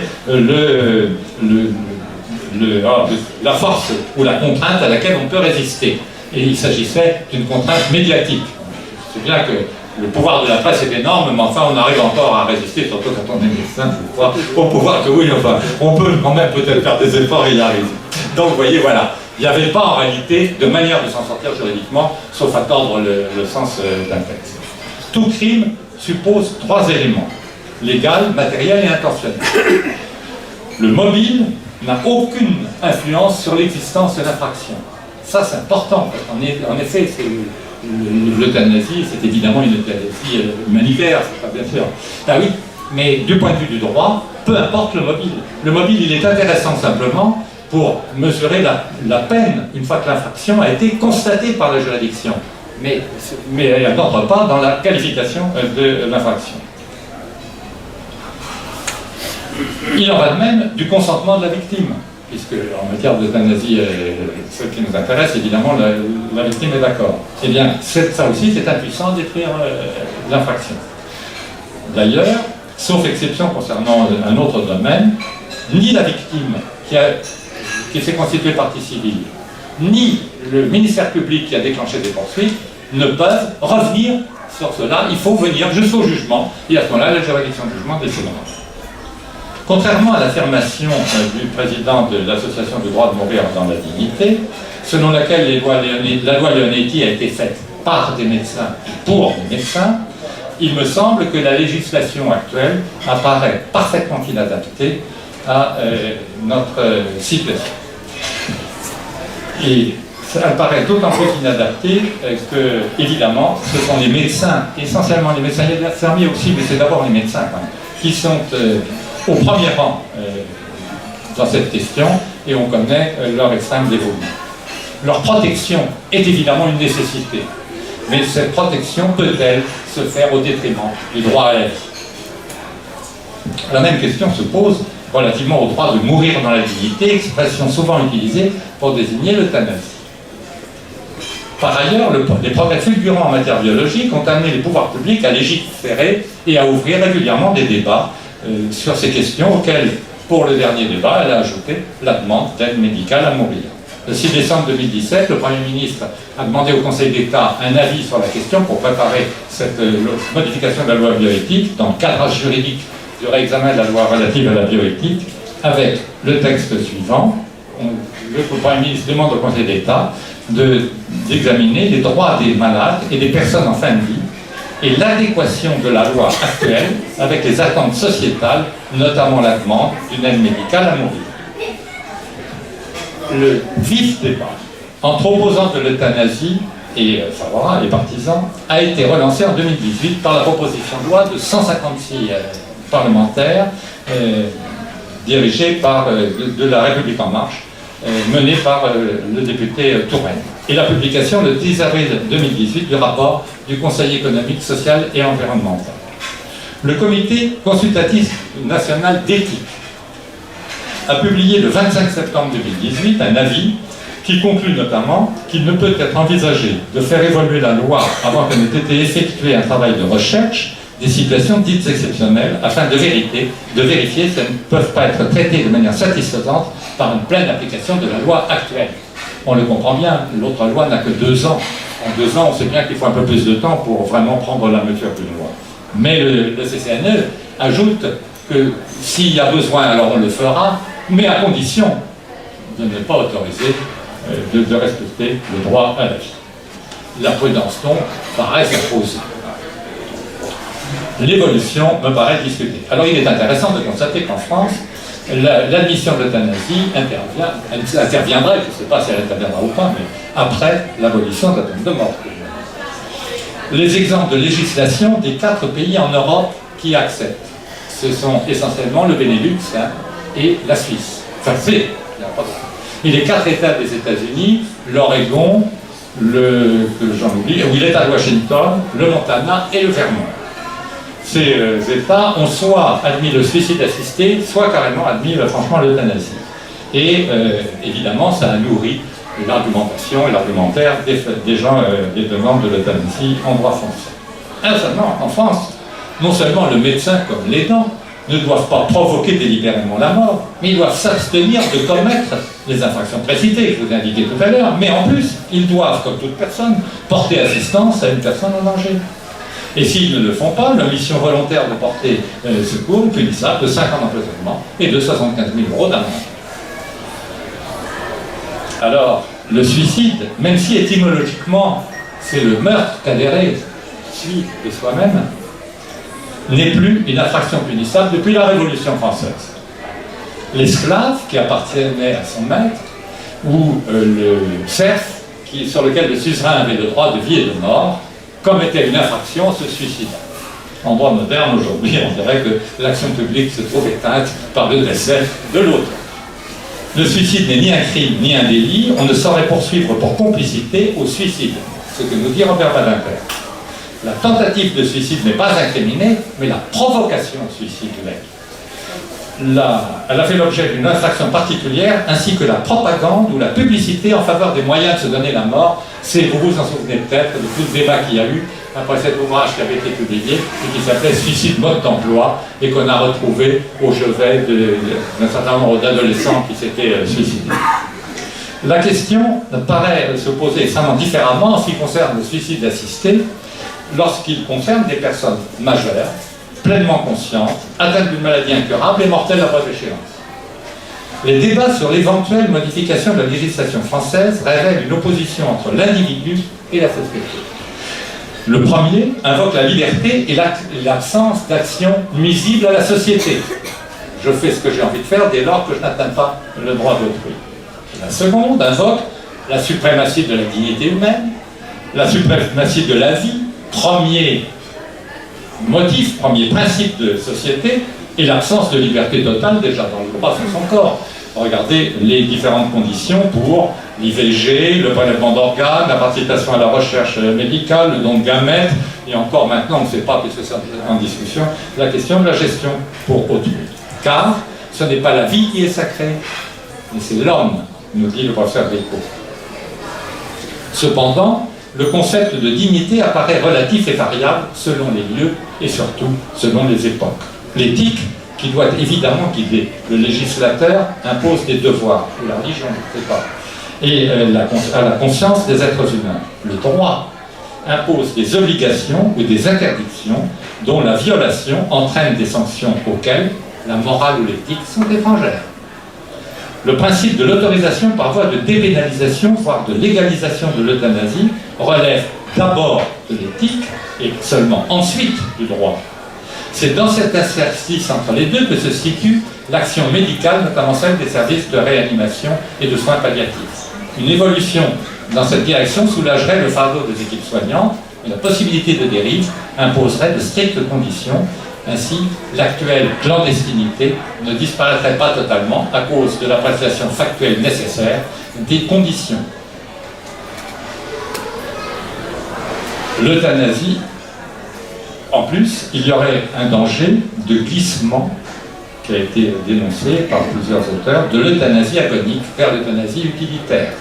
C'est-à-dire qu'on accepterait d'abord l'euthanasie du moribond, de la personne incurable, de l'enfant handicapé, de l'handicapé simplement, de l'aliéné, du vieillard, de l'indésirable. Les nazis ont su continuer tout ça et en faire la pratique. Ils n'ont quand même pas osé l'écrire dans leur loi, dans leur projet de loi de 1944. La demande d'évolution concerne le suicide assisté et l'euthanasie. Les notions doivent être bien distinguées. Le suicide, à la différence de l'euthanasie, ne suppose pas l'intervention d'un tiers. Cependant, non seulement un tiers ne doit pas provoquer le suicide, on l'a vu, mais il ne doit pas non plus en faire la publicité. Il doit assister la personne en paix. Le suicide ne nécessite pas l'intervention d'un tiers, cela signifie que la question du suicide assisté ne devrait pas se poser au médecin, sauf dans un cas de l'handicapé tétraplégique qui physiquement ne peut pas se donner la mort lui-même. Dans les autres cas, si les gens peuvent se donner la mort, libre à eux de le faire ou non, puisque ce n'est pas, je vous le disais tout à l'heure, un délit. D'autre part, la question, lorsqu'il ne s'agit plus d'un mourant, la question par exemple de Humbert, dans ce cas-là, on peut se poser la question de qu'est-ce que c'est que l'handicap insupportable? Qui est juge pour savoir ce qu'est l'insupportable? Et évidemment, aucune liste objective ne peut être dressée de ces handicaps insupportables qui justifieraient que la victime de ce handicap soit en plus capable de s'administrer la mort. Évidemment, cette notion d'insupportable est trop subjective pour qu'on puisse aller plus loin dans ce domaine. Les récentes études sur la question concluent à la nécessité de développer la formation des médecins à la culture palliative, et là je parle sous le contrôle des médecins et professeurs qui sont ici. J'ai lu, alors peut-être c'est une erreur, que dans les années d'études, il y avait 1 heure par an d'enseignement en ce qui concerne les soins palliatifs et la lutte contre la douleur. J'espère que c'est une erreur, mais bien sûr, vous me corrigerez. Donc, on propose d'améliorer évidemment cette situation. Alors qu'un corpus juridique permet de répondre à la plupart des situations de fin de vie, il faudrait consacrer un droit à mourir, selon l'expression de Robert Holtman, pour satisfaire les demandes d'euthanasie. Elles paraissent essentiellement déterminées par l'insuffisance des soins palliatifs. L'accumulation de très nombreuses affaires médiatisées depuis 1985, les déclarations de très hautes personnalités, notamment médicales, la dernière affaire d'Albert, l'écrivaine atteinte de la maladie de Charcot qui a été euthanasiée en Belgique le 2 octobre dernier, les positions prises par le président de la République, le Premier ministre, le ministre de la Santé, l'activité débordante de l'Association pour le droit de mourir dans la dignité qui organise une journée pour cela le 2 novembre prochain, et une très grande partie de la population française conduiront peut-être, je n'en sais rien, le législateur a décidé s'il faut devancer la mort ou pour ne plus mourir mal en France. Je vous remercie.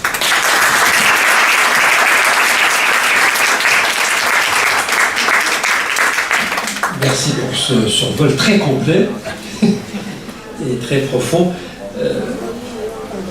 Il est évident que la loi française a été faite par les médecins, et c'est plus pour protéger les médecins, ça c'est vrai.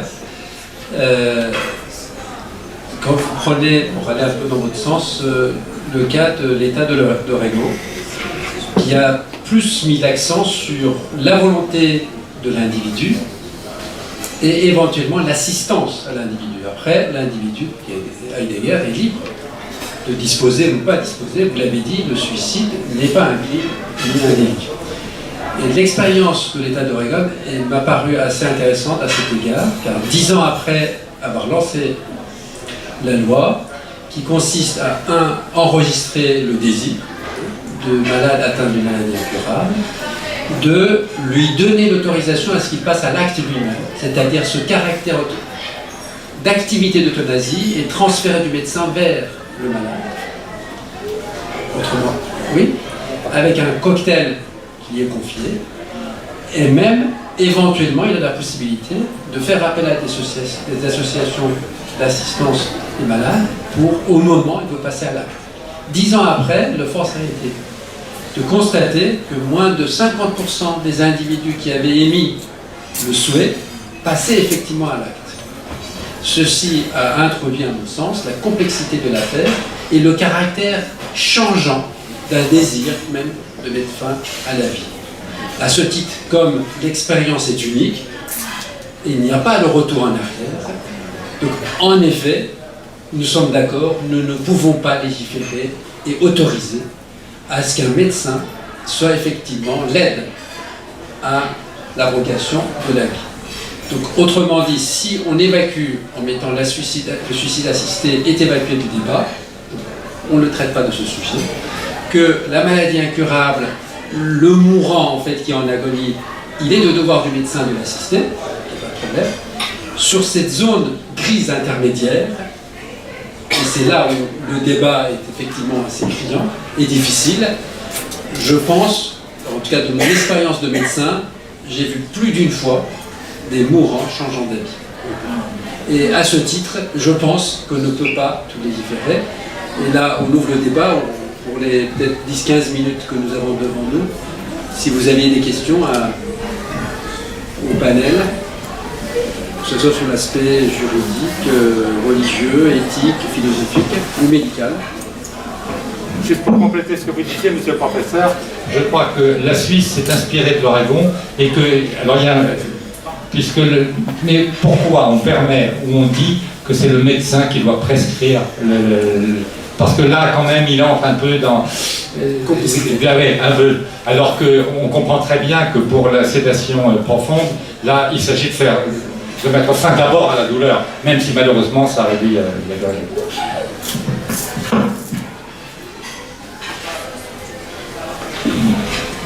Tellement fatigué. Les positions pareil.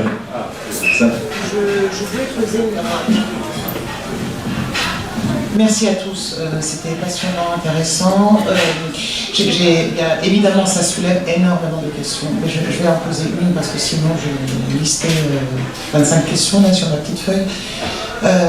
Je voulais vous demander dans l'enquête que vous avez menée, le regard que vous avez porté sur l'aspect religieux en Iran, est-ce que vous vous êtes juste restreint sur le versant religieux à l'islam, ou est-ce que vous avez porté aussi un regard sur cette religion monothéiste qui a précédé l'islam en Iran, qui est le zoroastrisme? On répondra vite. Le questionnaire ne visait pas l'islam. C'était « Croyez-vous » Non, mais vous, dans votre... sur le questionnaire... je ne parle pas du questionnaire. Ah. Je parle de vos regards qui ont interrogé la notion de la mort en Iran, la perception, l'accompagnement, etc., et tout ce qu'il peut y avoir comme symbole autour. Est-ce que vous y avez songé? Est-ce que vous avez regardé de ce côté-là ou pas? On a fait un petit peu l'historique, oui. Effectivement, des textes anciens, mais ça ne dépasse pas que quelques pages, parce que le livre, vous voyez, tous ces aspects, ça fait, etc. Tu verras que l'approche historique est très résumée, très brève. On commence par les textes anciens de Perse-ancienne et on arrive jusqu'au temps moderne, mais de façon très synthétique et résumée. Ça mérite sans doute un travail beaucoup plus... Donc ce balayage historique ne spécifiait pas l'abord d'une autre religion monothéiste à part l'islam. C'est vraiment une question. Il y a une continuité folle. La oui, croyance monothéiste pré-islamique et les préceptes islamiques après. Ouais. La vie est sacrée, néanmoins, ça ne s'arrête pas avec la mort.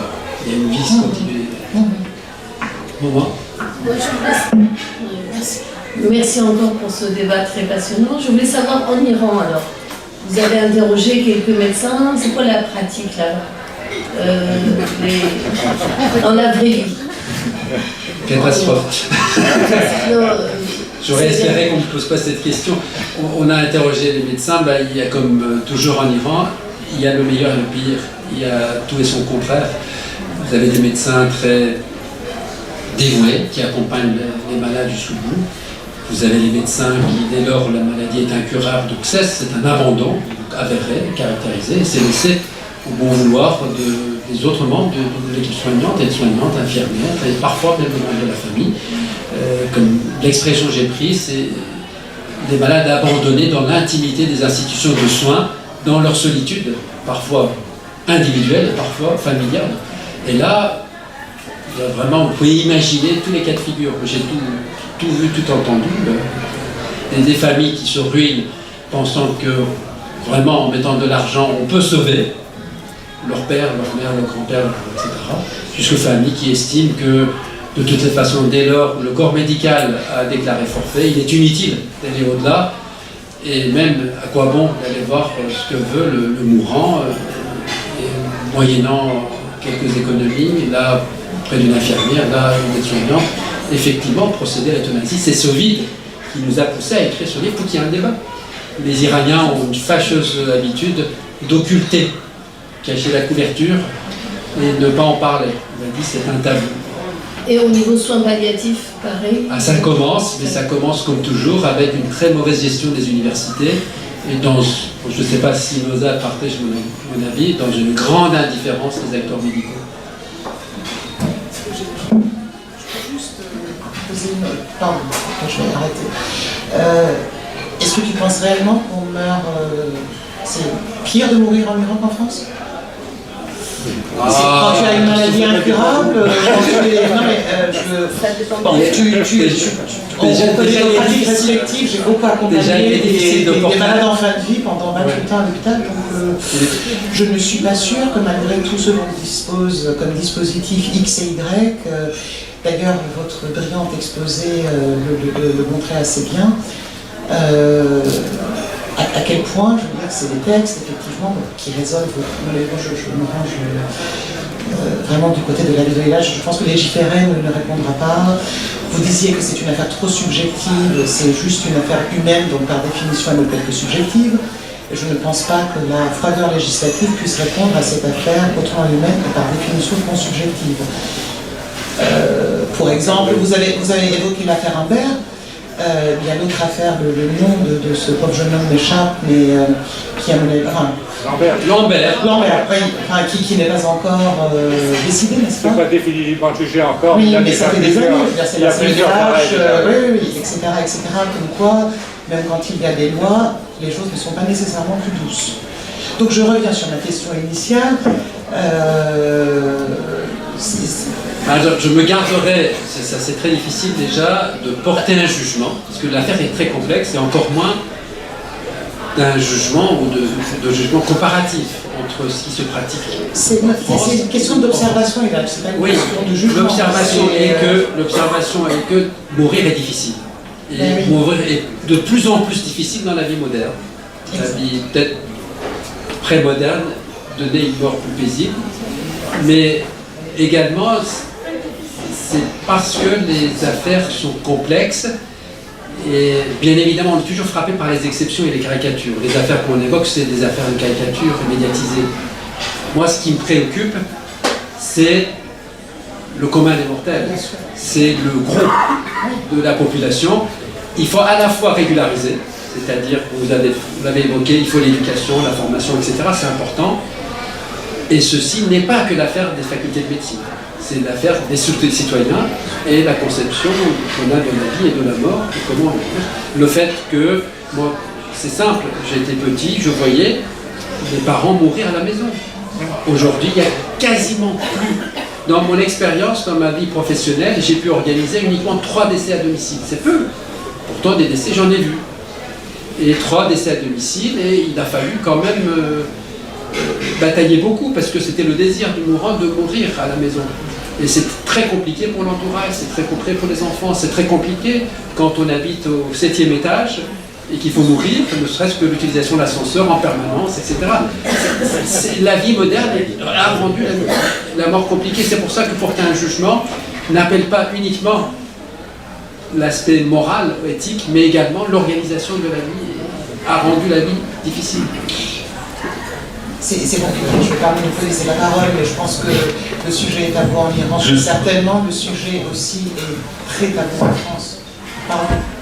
Pour vous répondre juste en 2 mots sur la question de est-ce que c'est plus difficile de mourir en Iran ou en France, je reviens un peu à mon avis qui disait que malgré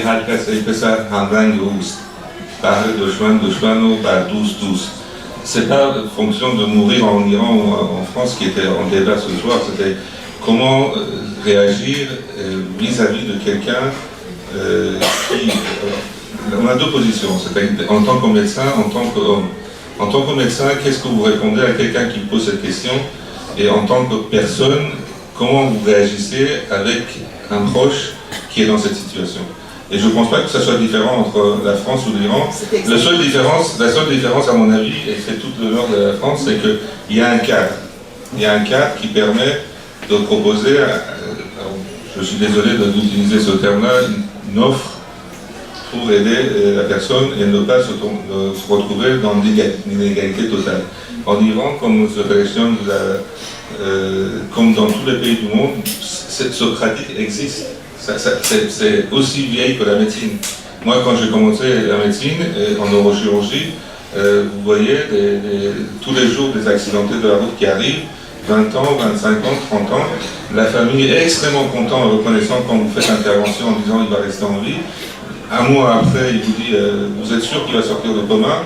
2 mois et demi après, il n'y a personne qui vient voir la personne qui reste à l'hôpital.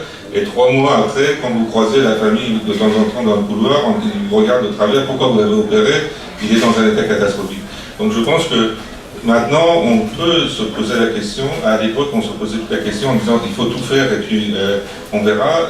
Moi je vous assure que 2 jours après les grandes gardes, 3 jours après les grandes gardes, les réanimateurs passaient, il y avait beaucoup de décès qui survenaient dans le service parce qu'il y avait des gens qui malheureusement devaient mourir et qui mouraient dans l'inégalité totale, sans aucune concertation avec la famille, sans aucune discussion avec les personnes.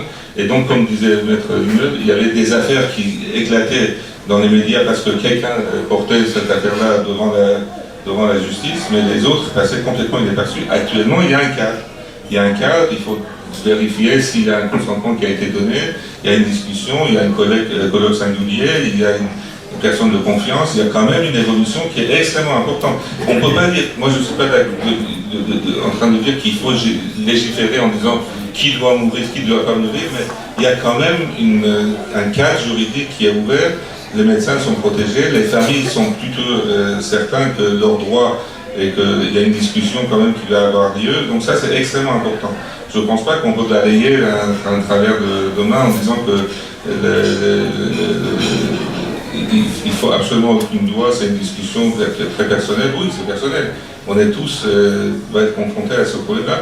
Moi, j'avais le père d'un de mes amis qui était pasteur qui disait que la santé était un état précaire qui ne présage rien de bon. On va se retrouver tous dans cette situation-là. On va tous être confrontés à son père qui va être malade, qui va avoir l'Alzheimer. Nous, on est ici, le problème c'est que nos parents sont plutôt en Iran, donc on ne sait pas quoi faire. Il n'y a pas de soins palliatifs, il n'y a aucune structure qui prend les gens correctement en charge, en France aussi. Mais en Iran, c'est encore plus catastrophique. Donc le problème se pose à tous. Nous allons être confrontés tous, un jour ou l'autre, à ce problème-là. Et ce problème-là engage la totalité de notre être.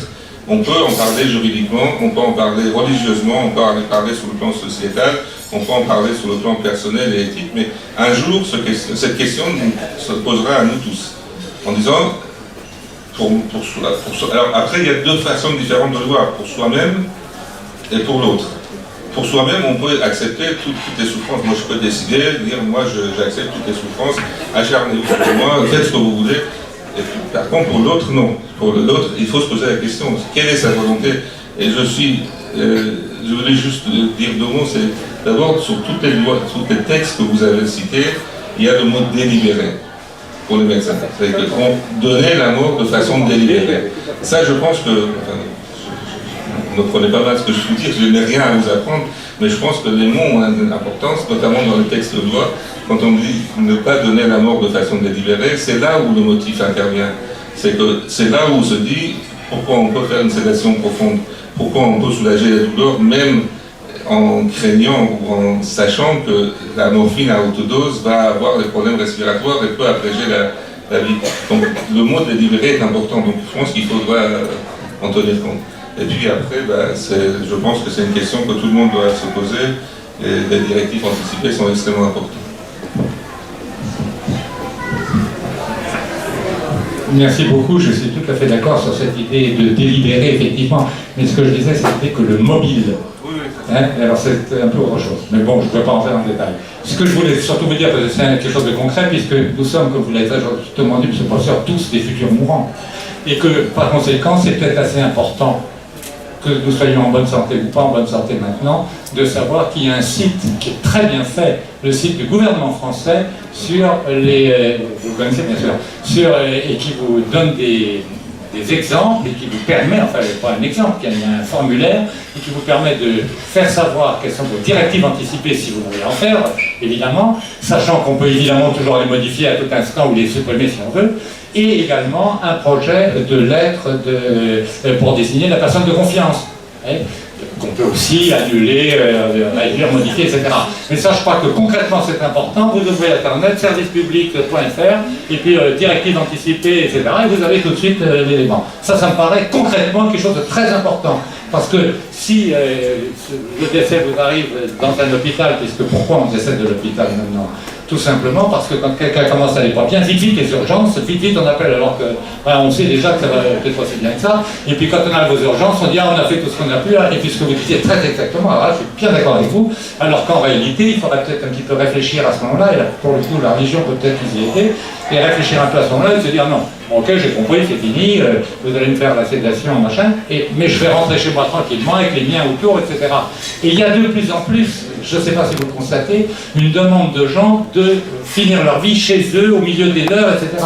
Et ça me paraît en effet très important. C'est aussi le respect de la dignité, c'est aussi apaiser les souffrances. Et les textes nouveaux envisagent à chaque fois le soutien également des gens autour de l'entourage. Là, je crois qu'il va dire, je voulais surtout vous donner cette information pratique et concrète